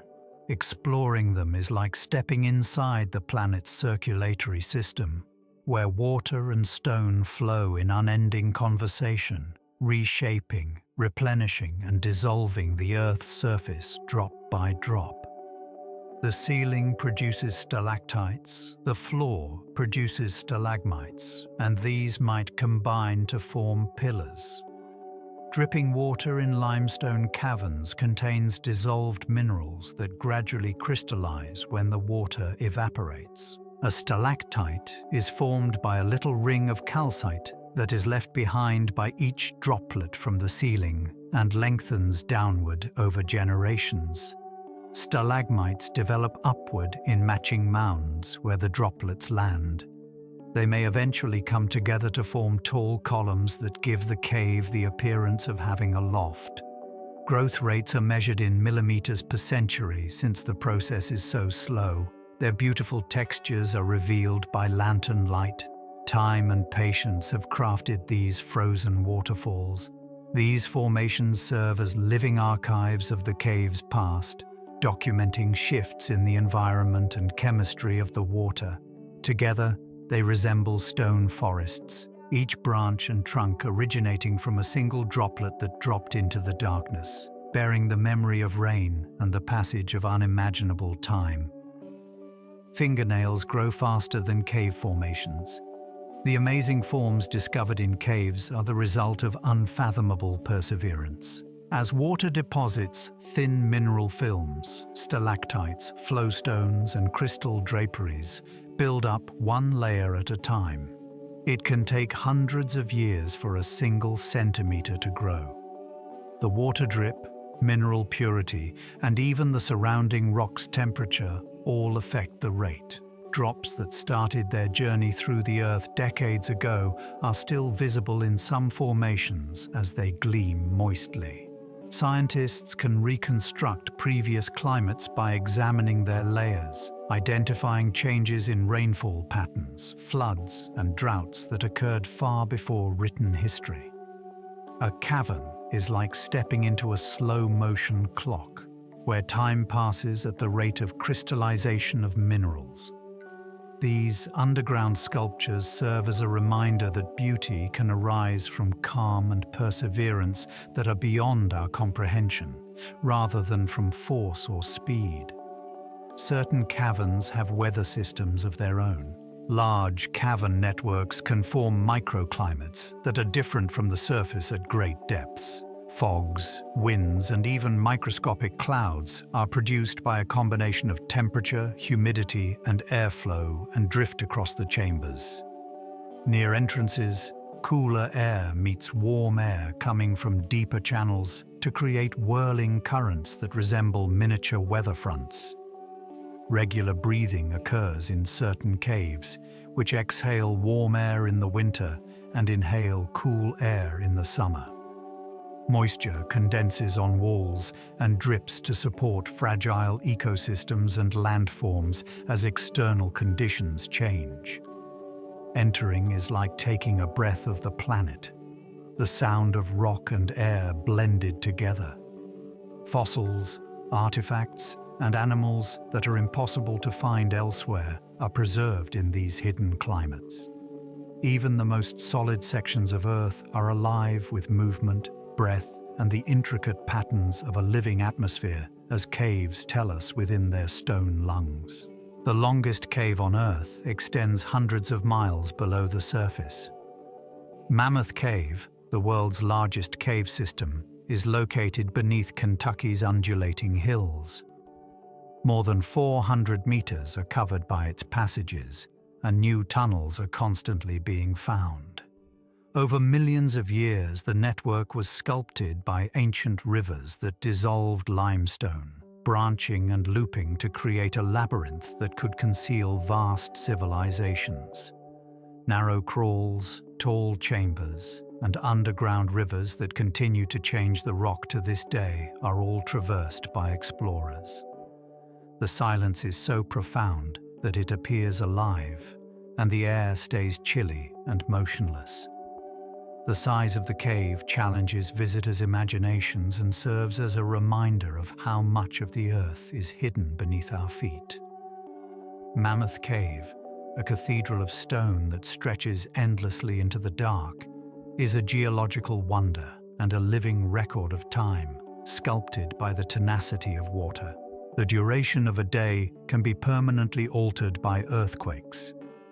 Earth's rotation somewhat alters when a large earthquake modifies the distribution of the planet's mass. The impact is minimal, still measurable, but often measured in microseconds. Similar to how a spinning skater accelerates by drawing their arms inward, an earthquake can slightly change the planet's moment of inertia by shifting massive slabs of rock. Scientists estimated that the day shortened by fractions of a second following the 2004 Sumatra earthquake. Additionally, the explosion somewhat altered the planet's shape and pushed the poles into their current positions. These changes serve as a reminder that even the seemingly absolute idea of a day is impacted by gravity and the profound motions of rock. Every earthquake is a planetary event as well as a surface one, reverberating through the world's rotation and bringing about change in time. Massive earthquakes can send shockwaves around the world. The energy released during a strong earthquake doesn't only remain at the epicenter. Like sound through a bell, seismic waves race through rock and mantle as they reverberate around the entire world. The same earthquake that reverberates around the world can be detected by sensitive detectors multiple times before diminishing. As energy shifts from one side of the planet to the other, the biggest earthquakes cause the entire Earth to quiver, gently bending its crust. The faint aftershocks can be felt even thousands of kilometers away. By tracking how the waves bend and reflect inside molten layers, scientists are able to explore the planet's innards using these worldwide reverberations.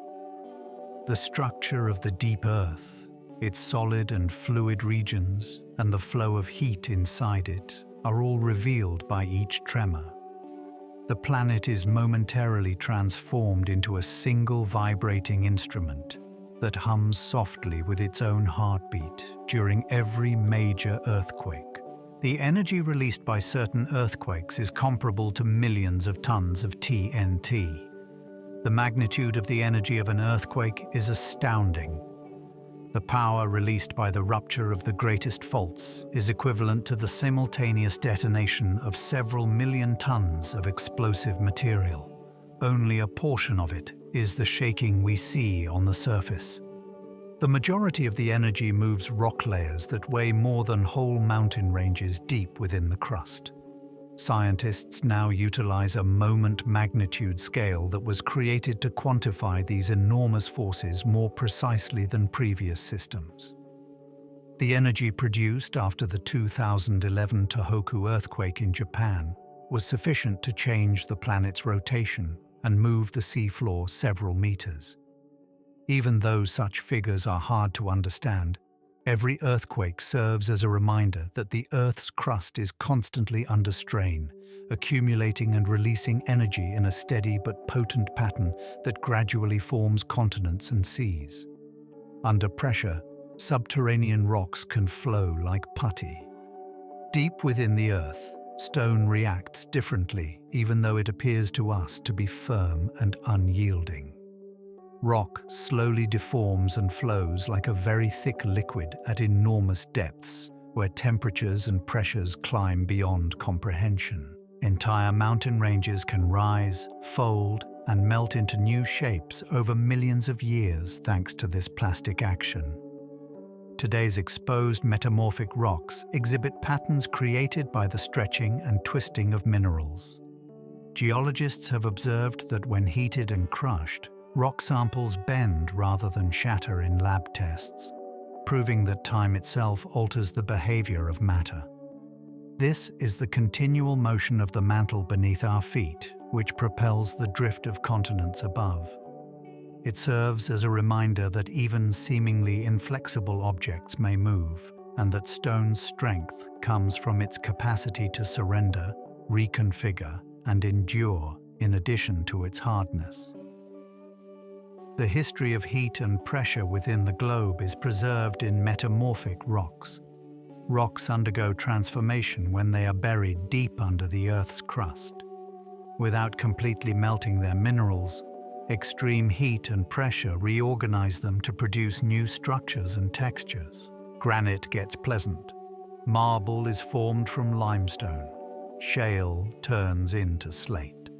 Like pages in a geological diary, every variety of metamorphic rock contains a record of the forces that shaped it.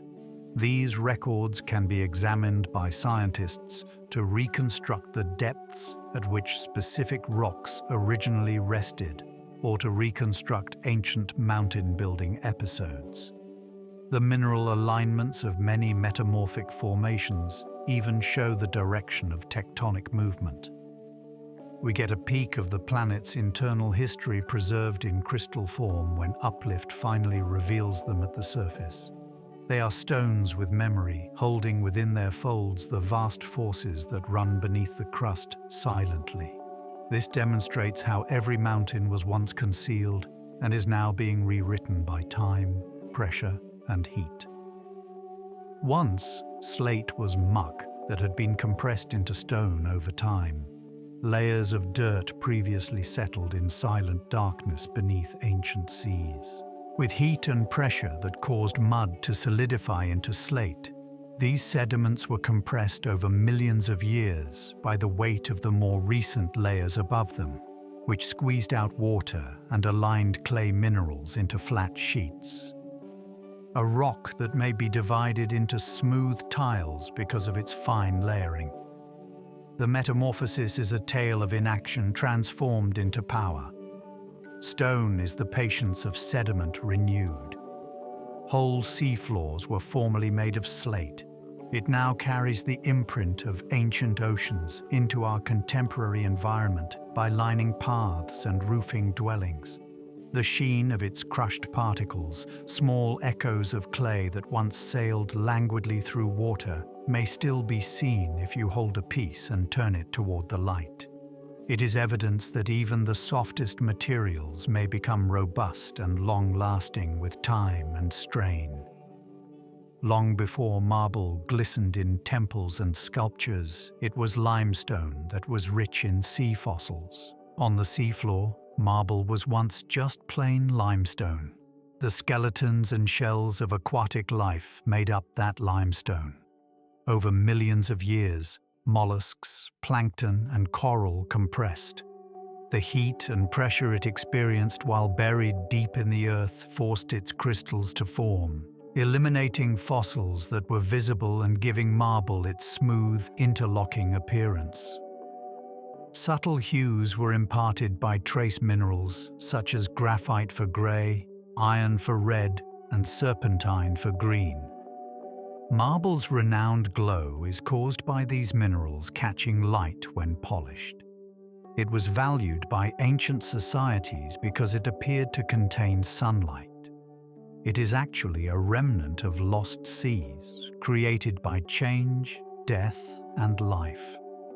From a carved statue to a cathedral column, every polished marble surface was formerly a living sea that solidified into timeless beauty.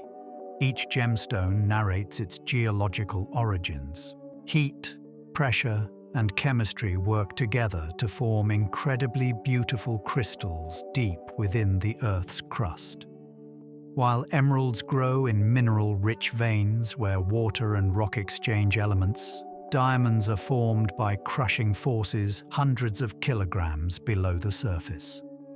The exact temperature and chemical circumstances that give rise to rubies, sapphires, topaz, and quartz are rarely the same.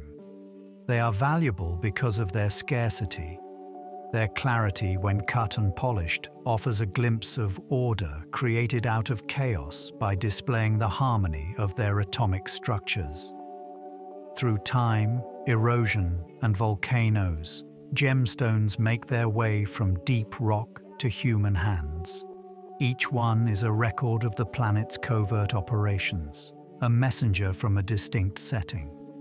Examining a gemstone is like looking back into the Earth's memory, where the craft of crystallization and the patience of pressure are recorded in flawless, brilliant symmetry. The mineral that is colored by different elements is the same as sapphires and rubies. Although sapphires and rubies appear to be rather distinct stones at first appearance, they are actually both types of the same mineral, corundum.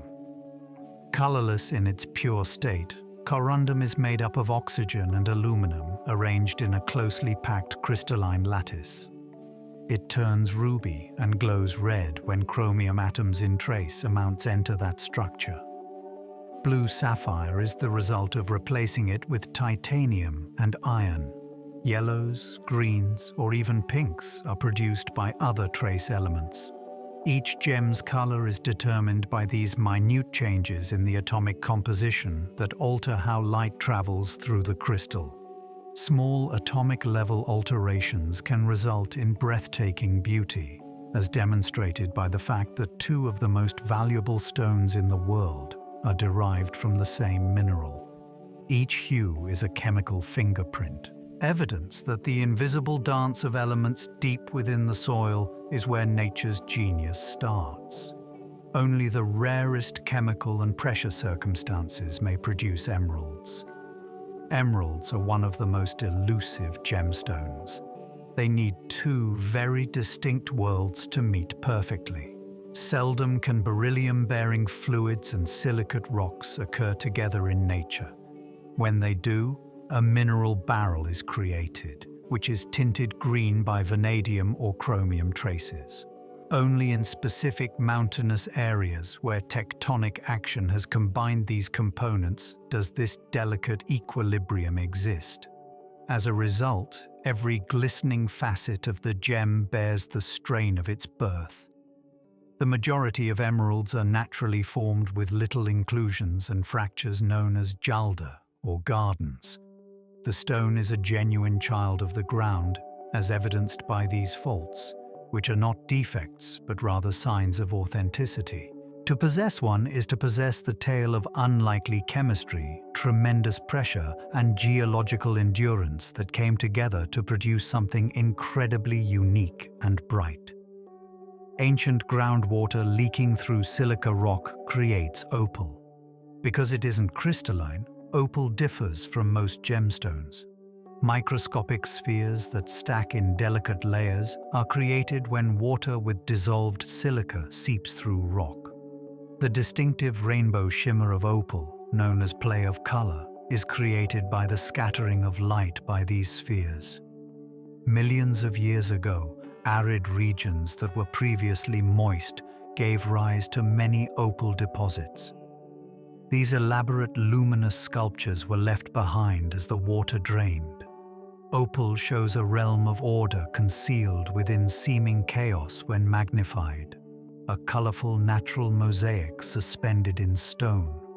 These processes took place in an ancient inland sea that included Australia, which is home to some of the best species.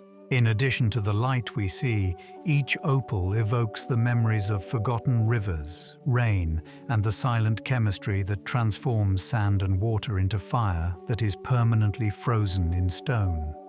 Earth-based meteorites provide tales from before the formation of our planet. Rock fragments that fall from space provide messages from the solar system's early history. The same cloud of gas and dust that created the sun and planets also produced certain meteorites billions of years ago, long before Earth. They preserve a record of ancient chemistry because they include minerals that haven't changed since then. In order to understand how planets' constituent parts came together, melted, and separated into cores and crusts, scientists examine them. Some even contain organic molecules, suggesting that even before Earth formed, the elements needed for life were dispersed throughout space. Touching something older than our world is what it means to hold a meteorite. The memory of creation itself is contained in a fragment of cosmic detritus that has journeyed across time and space to rest in our hands. There are rocks that predate the solar system. Scientists have found small granules known as preolar dust, remains of old stars that existed before the sun, within some meteorites. These microscopic crystals were transported into space by stellar winds after forming in the outer layers of dead stars. They floated through the cosmos for billions of years before getting stuck in the stuff that made up our solar system. Their isotopic signatures, which are different from anything found naturally on Earth, show that they are aliens. Such grains, which predate the world itself, are found inside rocks and represent stardust that has not been impacted by planetary processes. Analyzing these particles allows us to read prehistoric tales, the steady breath of red giants and the echoes of supernovas. Every grain is evidence that the Earth itself was formed from recycled stars, a whisper from the galaxy's past. Astronauts' return of lunar rocks aids in the dating of the early crust of Earth. More than only lunar history was revealed by the samples taken from the Moon during the Apollo missions. They revealed mysteries concerning the origins of Earth. The idea that the Moon developed from debris left over after a massive collision between a young Earth and another planet-sized entity is supported by the isotopic composition of lunar rocks, which is similar to that of the Earth's mantle. By examining those rocks, researchers were able to determine that the Earth's crust initially cemented approximately 4.5 billion years ago. Impacts that influenced the early solar system are also documented in some of the oldest lunar basalts. A record of ancient bombardment lost on our eroding planet has been preserved for generations by their surfaces, which have been scarred by micrometeorites. Each moon rock that is carried home is a time capsule that binds two worlds together forever through a single, violent Genesis story that has been etched in fire and dust. Tiny zircons from prehistoric Australia are the earliest minerals yet discovered. Geologists have found minuscule crystals of zircon that are almost 4 billion years old in the ancient rocks of Western Australia. These hardy minerals endured innumerable rounds of erosion and transformation, having formed shortly after the planet itself. A trace of uranium that has gradually turned into lead can be found inside each one. enabling remarkably accurate age determination by scientists. Given that liquid water was present on the globe when the zircon formed, it is likely that the Earth's surface cooled very swiftly following its catastrophic birth. They are some of the rare remnants of the planet's early history that have survived the devastation of whole continents. To peer directly into the beginning of Earth's history is to hold a zircon under a microscope, a crystal recollection of an era when the Earth's crust, atmosphere, and oceans were still developing. The earliest liquid water on Earth is documented by these zircons. Chemical ratios that were consistent with rocks that had come into contact with liquid water were found when those old zircons were analyzed. Perhaps within 200 million years of the planet's birth, that discovery shifted the timing for Earth's oceans much earlier than previously believed. For hundreds of millions of years prior to this discovery, scientists thought the infant Earth was a molten sphere. Surprisingly quickly, the zircons demonstrated that the surface had cooled enough to support rivers, oceans, and rain. This insight changed the way we think about habitability, implying that life-supporting circumstances emerged rapidly, smaller than a grain of sand. Each zircon has a microscopic record of the introduction of water to the planet. We get a glimpse of a world where vapor condensed through them. The first raindrops landed on cooling granite as clouds developed. The origin of the modern-day blue planet. Lava fields the size of nations once blanketed the continents. Large areas of the planet were covered in sheets of molten rock during massive volcanic occurrences called flood basalt eruptions that occurred in the distant past. These floods occasionally persisted for millions of years, flooding regions larger than contemporary countries and creating plateaus thousands of meters thick. Two striking examples are the Siberian traps in Russia and the Dean traps in India. Massive amounts of gas were released into the atmosphere during such eruptions, changing ecosystems and the climate. Rich soils and stepped rock landscapes were left behind after they cooled, and these features continue to influence agriculture today. To stand on frozen lava that once flowed in rivers of fire, rewriting continents, is to stand atop one of these places. These basalt fields serve as a reminder of the flaming past of Earth, when vast regions pulsed with lava and the air shimmered with volcanic light hidden beneath the planet's serene present. Mass extinctions have already been brought on by those lava floods. Not only did the biggest volcanic eruptions alter continents, but they also altered life itself. For thousands of years, the ash and gases emitted during flood basalt occurrences have had the power to alter the climate, darken the sky, and contaminate the air. The largest extinction in Earth's history occurred roughly 250 million years ago, when the Siberian trap erupted, eradicating the majority of marine species and many terrestrial ones. Ecosystems were disrupted by these disastrous emissions of sulfur dioxide and carbon dioxide, which led to acid rain and global warming. However, fresh life gradually grew after that, adjusting to the altered environment. These cycles of devastation and rebirth are interwoven throughout Earth's lengthy history, serving as a reminder that even the most catastrophic occurrences serve as building blocks for subsequent events.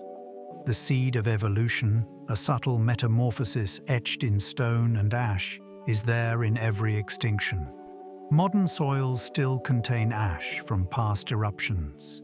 Thin layers of volcanic ash are maintained in soil and sediment all around the world.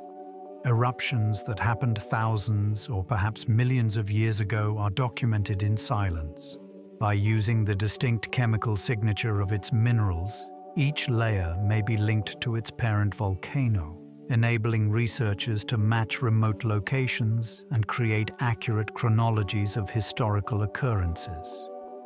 These old ashes can occasionally be unintentionally worked into fields by farmers whose minerals enhance the soil with nutrition. Volcanic deposits have created very fertile terrain in areas like Iceland, Italy, and Japan.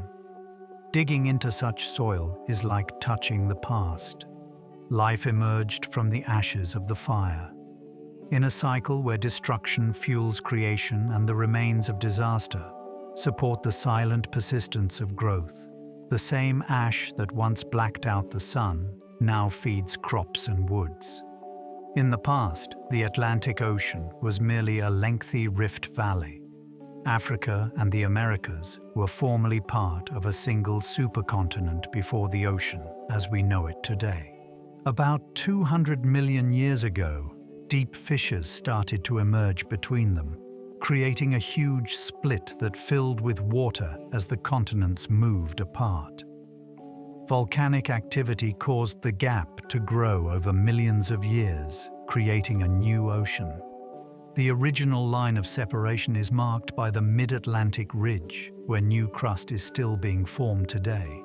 Old rift valleys, such as the one in East Africa, provide a window into the appearance of the early Atlantic. Long indentations filled with surging magma and marred by fault lines.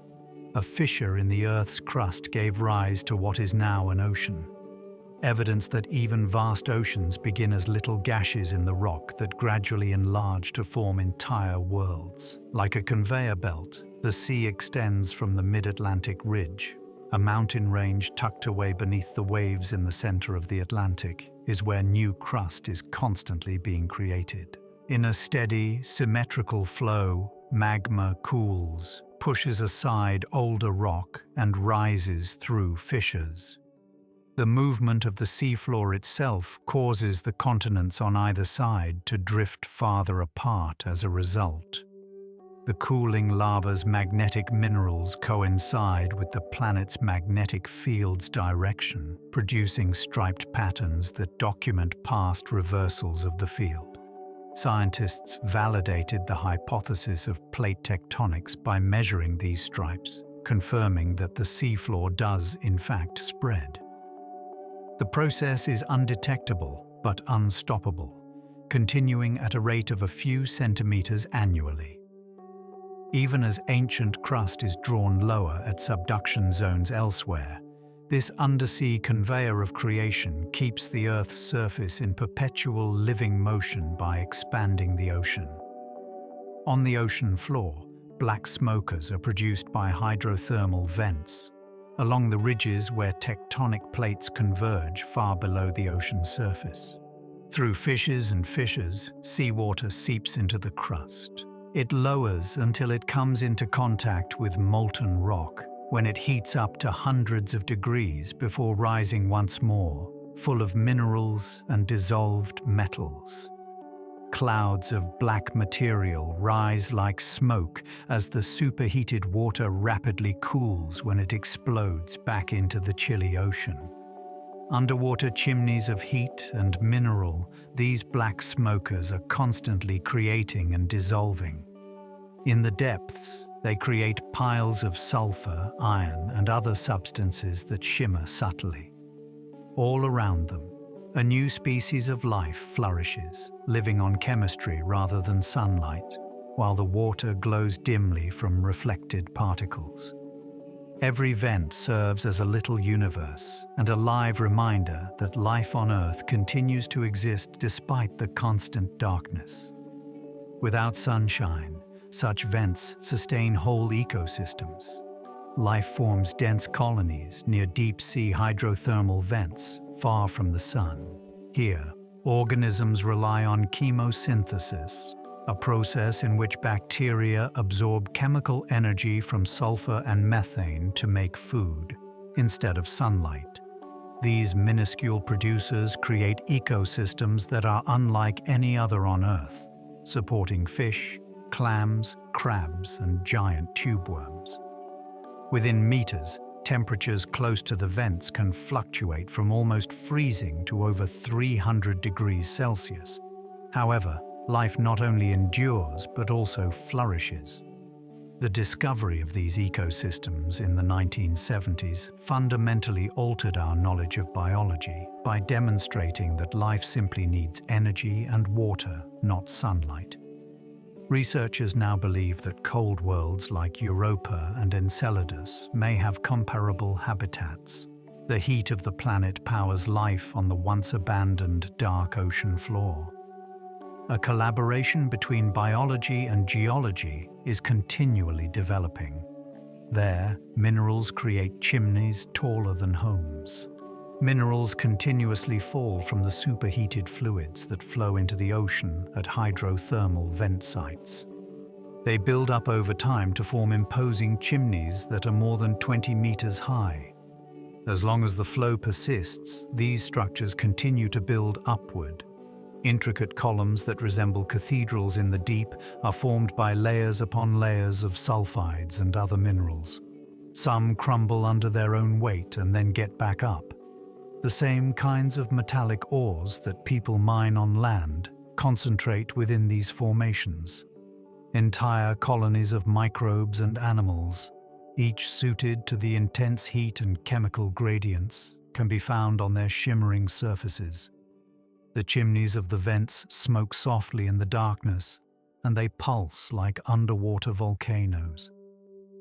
They serve as evidence that the Earth can create beautiful structures out of pressure and heat, even under the most hostile conditions, creating intricate monuments that are rarely seen up close.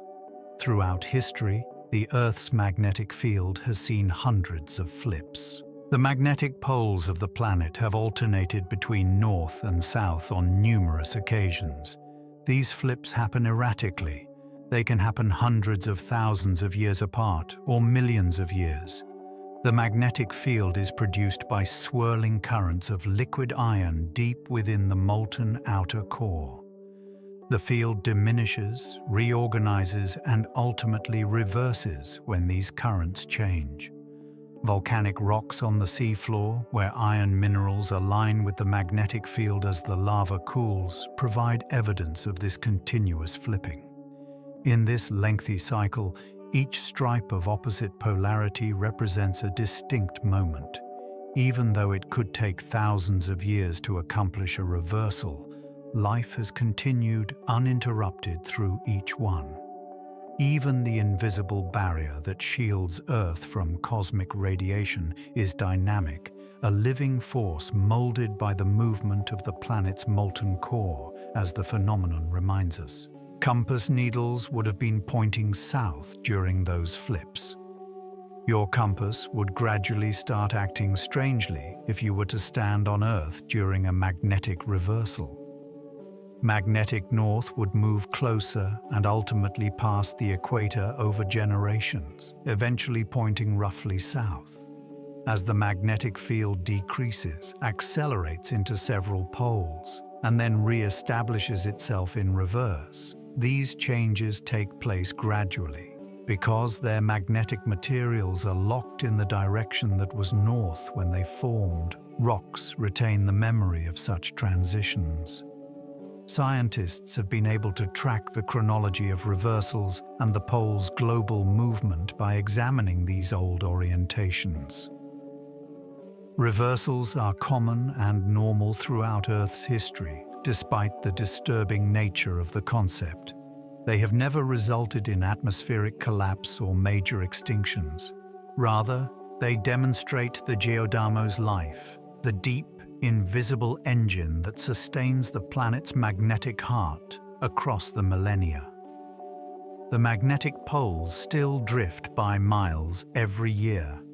The magnetic field of the Earth is not stationary. Once found in the Canadian Arctic, the North Magnetic Pole is currently speeding more than 30 kilometers a year in the direction of Siberia. Changes in the molten iron passing through the planet's outer core are the cause of this drift. The equilibrium of magnetic forces above is changed by shifting convection currents. Satellite instruments continuously monitor the pole's movements in order to update navigation systems that depend on their location. The geographic North Pole is constant, whereas the magnetic north fluctuates, which distinguishes the two locations. Most folks don't notice the change. The changing poles, however, serve as a reminder to scientists that the field that safeguards our atmosphere is dynamic and ever-evolving. The sluggish, liquid heartbeat of the world beneath our feet is revealed by the same invisible motion that directs compasses. Long-term geology is shaped by the Moon's stabilizing effect on Earth's wobble. Earth's tilt could fluctuate greatly over time, ranging from nearly upright to deeply tilted if the Moon didn't have a stabilizing effect. The climate would alter chaotically as a result of such instability, transforming frigid poles into tropical zones and vice versa. However, the axial tilt of the planet remains stable within a limited range due to the Moon's gravity.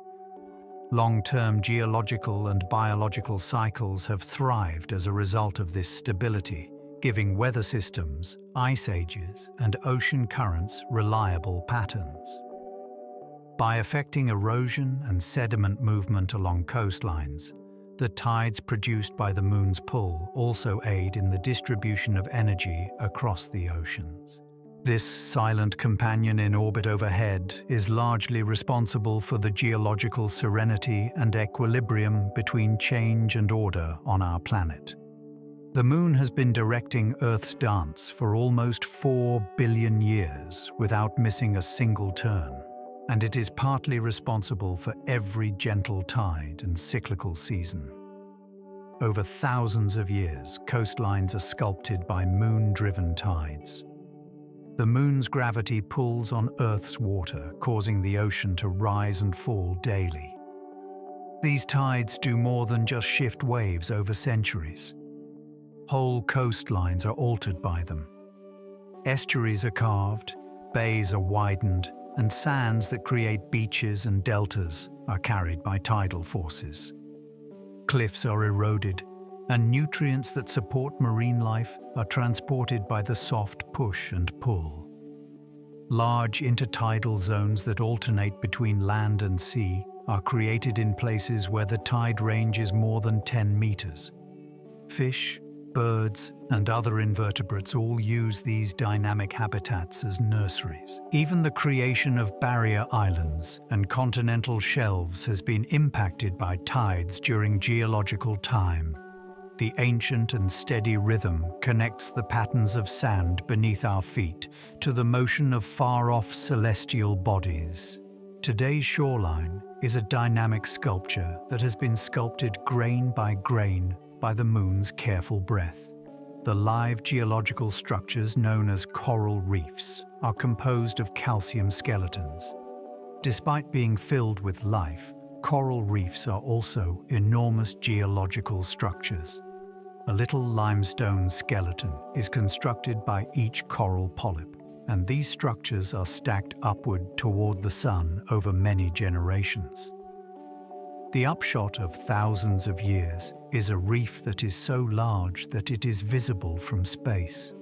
For instance, the Great Barrier Reef is about 2,000 kilometers long and was created layer by living builders. The cycle is continued when new corals develop on top of the dead ones.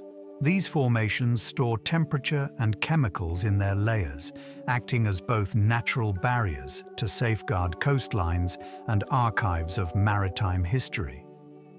Modern continents were originally covered by ancient seas, as evidenced by petrified reefs. Each coral colony is a geological monument as well as a biotic community. Living rock that retains the memory of the oceans that molded our planet while breathing and growing. Many mountain ranges are younger than certain coral reefs. Reefs that have been steadily expanding for tens of millions of years can be found beneath the placid tropical sea surfaces. When dinosaurs were still roaming the world, some of them started to form. Entire climbing chains have grown and eroded across geological time spans. While these undersea structures quietly grew, their cores were constructed of compacted limestone, created by the skeletons of billions of small organisms. Reefs adjusted by moving toward the light or ascending uphill as sea levels rose and dropped. What was once ocean has now turned into land, as evidenced by the fossilized remains of ancient reefs that may be found in deserts and on mountains. Coral reefs' resilience demonstrates the planet's resilience in the face of adversity. Both biological and geological time can be traced by their stratified skeletons. They are all cathedrals of stone and vitality. Older than mountains and civilization, it is a live link between the eras of Earth's developing narrative. Entire oceanic rainforests can be fertilized by desert dust. Carried by winds over continents and seas, tiny grains of mineral dust that have been lifted from the world's largest deserts travel hundreds of kilometers through the atmosphere. Eventually, a large portion of this dust settles on far-off ecosystems, where it provides essential nutrients. For instance, the phosphorus dust that is blown from the Sahara every year is essential to the replenishment of the soils of the Amazon rainforest. Without it, vital minerals would be washed away by tropical rains. These airborne particles link seemingly disparate environments, such as lush jungles and barren wastelands. Large plumes have been seen moving over the Atlantic on satellite photos, glimmering in the sunshine before landing as unseen food. Every grain is a piece of rock that traveled through geology, leaving one landscape to support another. Deserts and woods join forces in a never-ending cycle of erosion, wind, and renewal that takes place all over the world in this silent planetary exchange. Tiny pieces of stardust can be found in rocks on Earth. Microscopic grains that began in dying stars long before the solar system existed can be found inside some meteorites and even in old terrestrial rocks. These stardust particles eventually made up the material that formed the planets after surviving the breakdown of the gas cloud that gave rise to the Sun. They are genuinely alien in origin since their isotopic signatures differ from anything created on Earth. Scientists can follow the life cycles of stars from their genesis to their catastrophic endings by isolating these particles. Atoms created in star furnaces are found in every grain, demonstrating that everything on Earth, including humans, was formerly a part of the universe. As a reminder that geology is not limited to Earth alone, but rather is a part of a universal story of matter that is always changing through creation and destruction. These ancient shards span time and space. Impacts from ancient meteors produced gold and platinum. The Earth's initial crust did not include the precious metals that shine in jewelry and technology. Almost all of the planet's heavy metals, such as gold and platinum, sank into the molten core during its formation. More than 4 billion years ago, during a time of severe bombardment, meteorites brought the metals we mine today. The upper crust was enriched with treasures formed in stellar explosions as a result of these hits, which dispersed metallic debris across the surface. Each platinum deposit or gold vein is a gift from the cosmos. The remains of the apocalyptic catastrophes that once blazed the solar system. Touching the memory of that ancient rain of metal from the stars is what it means to wear or handle a piece of gold. There is a real connection between earthly beauty and heavenly violence, a combination of cosmic history that has been retained in stone veins. Some impact craters are nearly undetectable due to their extreme erosion. Almost all signs of a meteor strike can be destroyed over millions of years by wind, water, and tectonic movement. What starts out as a huge circular crater slowly fills with silt, softens its rim, and hides its scars beneath seas or woods. but the rocks still have the hints. A violent genesis is shown by the buried bands of cracked crust, chopped quartz, and melted minerals. These hidden scars, many of which formerly included lakes or even towns that were ignorant of their cosmic foundation, are discovered by scientists using satellite photography and magnetic surveys. Ancient craters, some of which date back billions of years, have been found beneath layers of younger geology in North America, Africa, and Australia. These structures near invisibility demonstrates how the planet mends itself, gradually mending even the most severe wounds until they are indistinguishable from the surrounding terrain. The dinosaur era might have been brought on by a single massive impact. The Triassic extinction event may have occurred 200 million years ago, when a huge asteroid may have struck Earth close to present-day Canada. Enough energy was released by the collision to cause sky darkness and fires to spread across continents. Then came volcanic activity and a sharp change in global temperatures. As dinosaurs that were more suited to the shifting environment started to take over, many reptilian species went extinct. Even though it has been eroded, the crater that remains contains remnants of molten rock and shocked minerals that illustrate the cycle of destruction and rebirth. Such impact events have reset evolution on multiple occasions, wiping some lineages and paving the way for others. Ecosystems rebalance after devastation, and whole new life forms appear. The great reptilian monarchs of the Mesozoic arose from the ashes of chaos to power, changing the biological future of Earth for millions of years. It might have been another. An asteroid roughly 10 kilometers across struck the present-day Yucatan Peninsula of Mexico 66 million years ago, generating energy equivalent to billions of atomic bombs. In addition to igniting worldwide wildfires and vaporizing rock, the impact released enough dust into the atmosphere to block sunlight for years.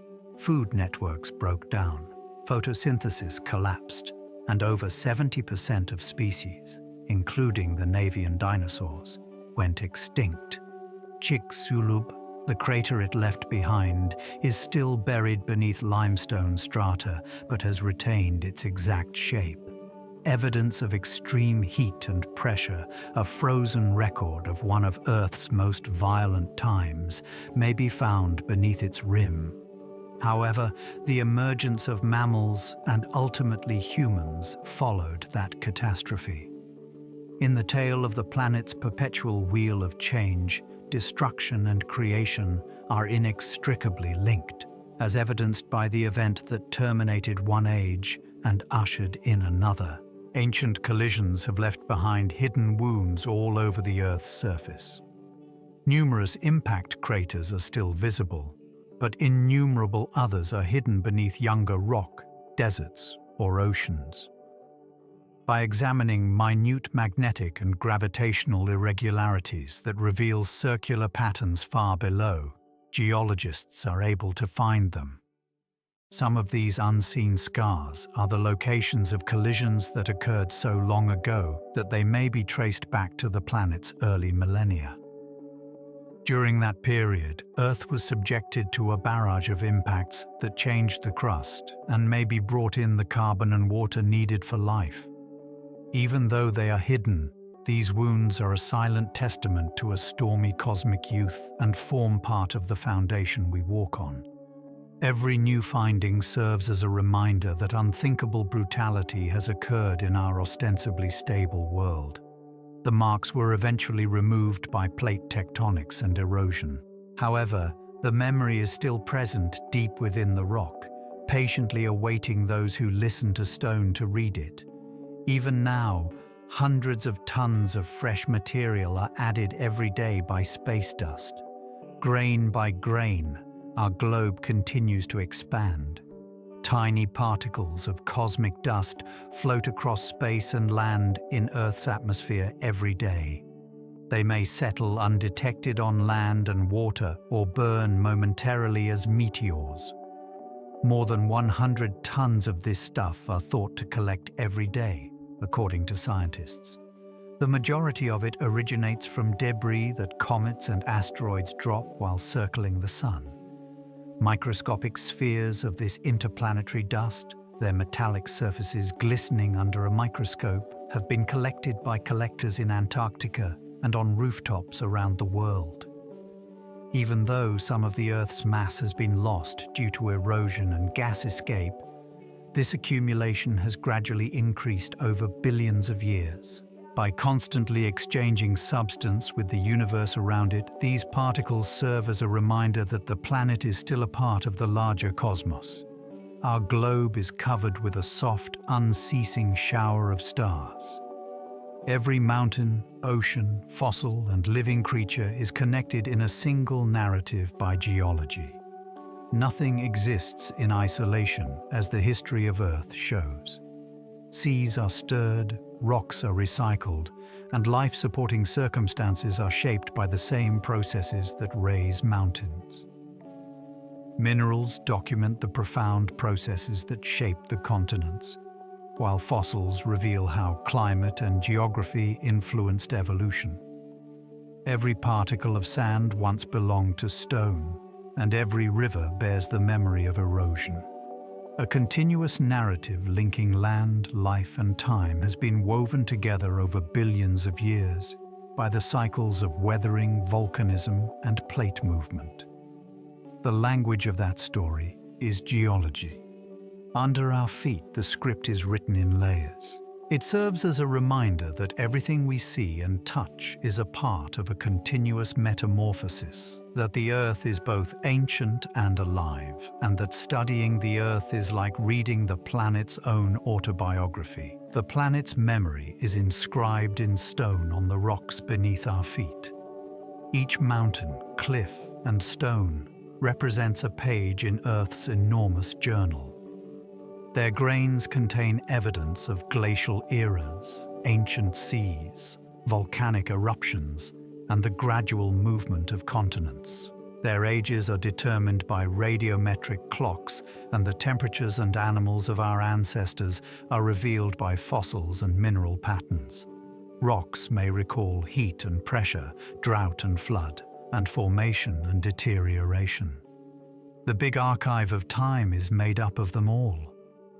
The proof that the world is perpetually patient but constantly changing. It seems permanent to stand on firm ground. In actuality, however, we are at the forefront of history in action, a crust that develops, breaks, and reforms indefinitely. The Earth's long, silent memory can be heard by listening to it. The sound of stone whispering tells the tale of a planet that has never ceased evolving, changing, and remembering. The world below you is always changing. The stars that once formed the minerals in your bones are still turning the ground gently as you sleep. Molten rock flows in infinite cycles beneath the silent crust, forming continents that float across a sea of stone like sluggish clouds. Geology serves as a reminder that change is not always loud. It murmurs most of the time. Grain by grain, mountains rise. More than memory can contain, oceans open up. Every sand grain, crystal, and rock bears the imprint of time so enormous that our own tales appear to be fleeting blips of light. However, those flashes are a part of the same pattern that is woven into the planet's own fabric. Pressure builds somewhere in the Earth's interior. It subsides somewhere, and a new rock starts its protracted metamorphosis. Stone is ground into dust by wind far above, and this dust travels across oceans to support life. Everything that has ever existed is transformed into something new. Without realizing it, we breathe with the world as it takes in the slow pulse of stone. You might recall the locations you have visited, the feel of sand between your fingers, the roughness of a cliff face, or the sound of gravel beneath your feet. Each mineral tells a tale molded by touch and time. The world is more than its outward manifestation. It is an internal force that transforms silence into form and memory into matter. Allow that thought to seep into your mind like rain through soil as you go off to sleep. Imagine the old, constant heartbeat of the earth underneath you. Allow it to calm your breathing and quiet your mind. This story also involves you in a vast, spreading world that remembers everything, a fleeting instant. I encourage you to like, subscribe, or leave a comment below if you appreciate these peaceful excursions. It also makes it easier for others to find their way here. One drowsy person at a time. Just breathe for the moment. Allow your eyes to swell. Allow the earth to hold your ideas. Everlasting and patient. Good night and rest well.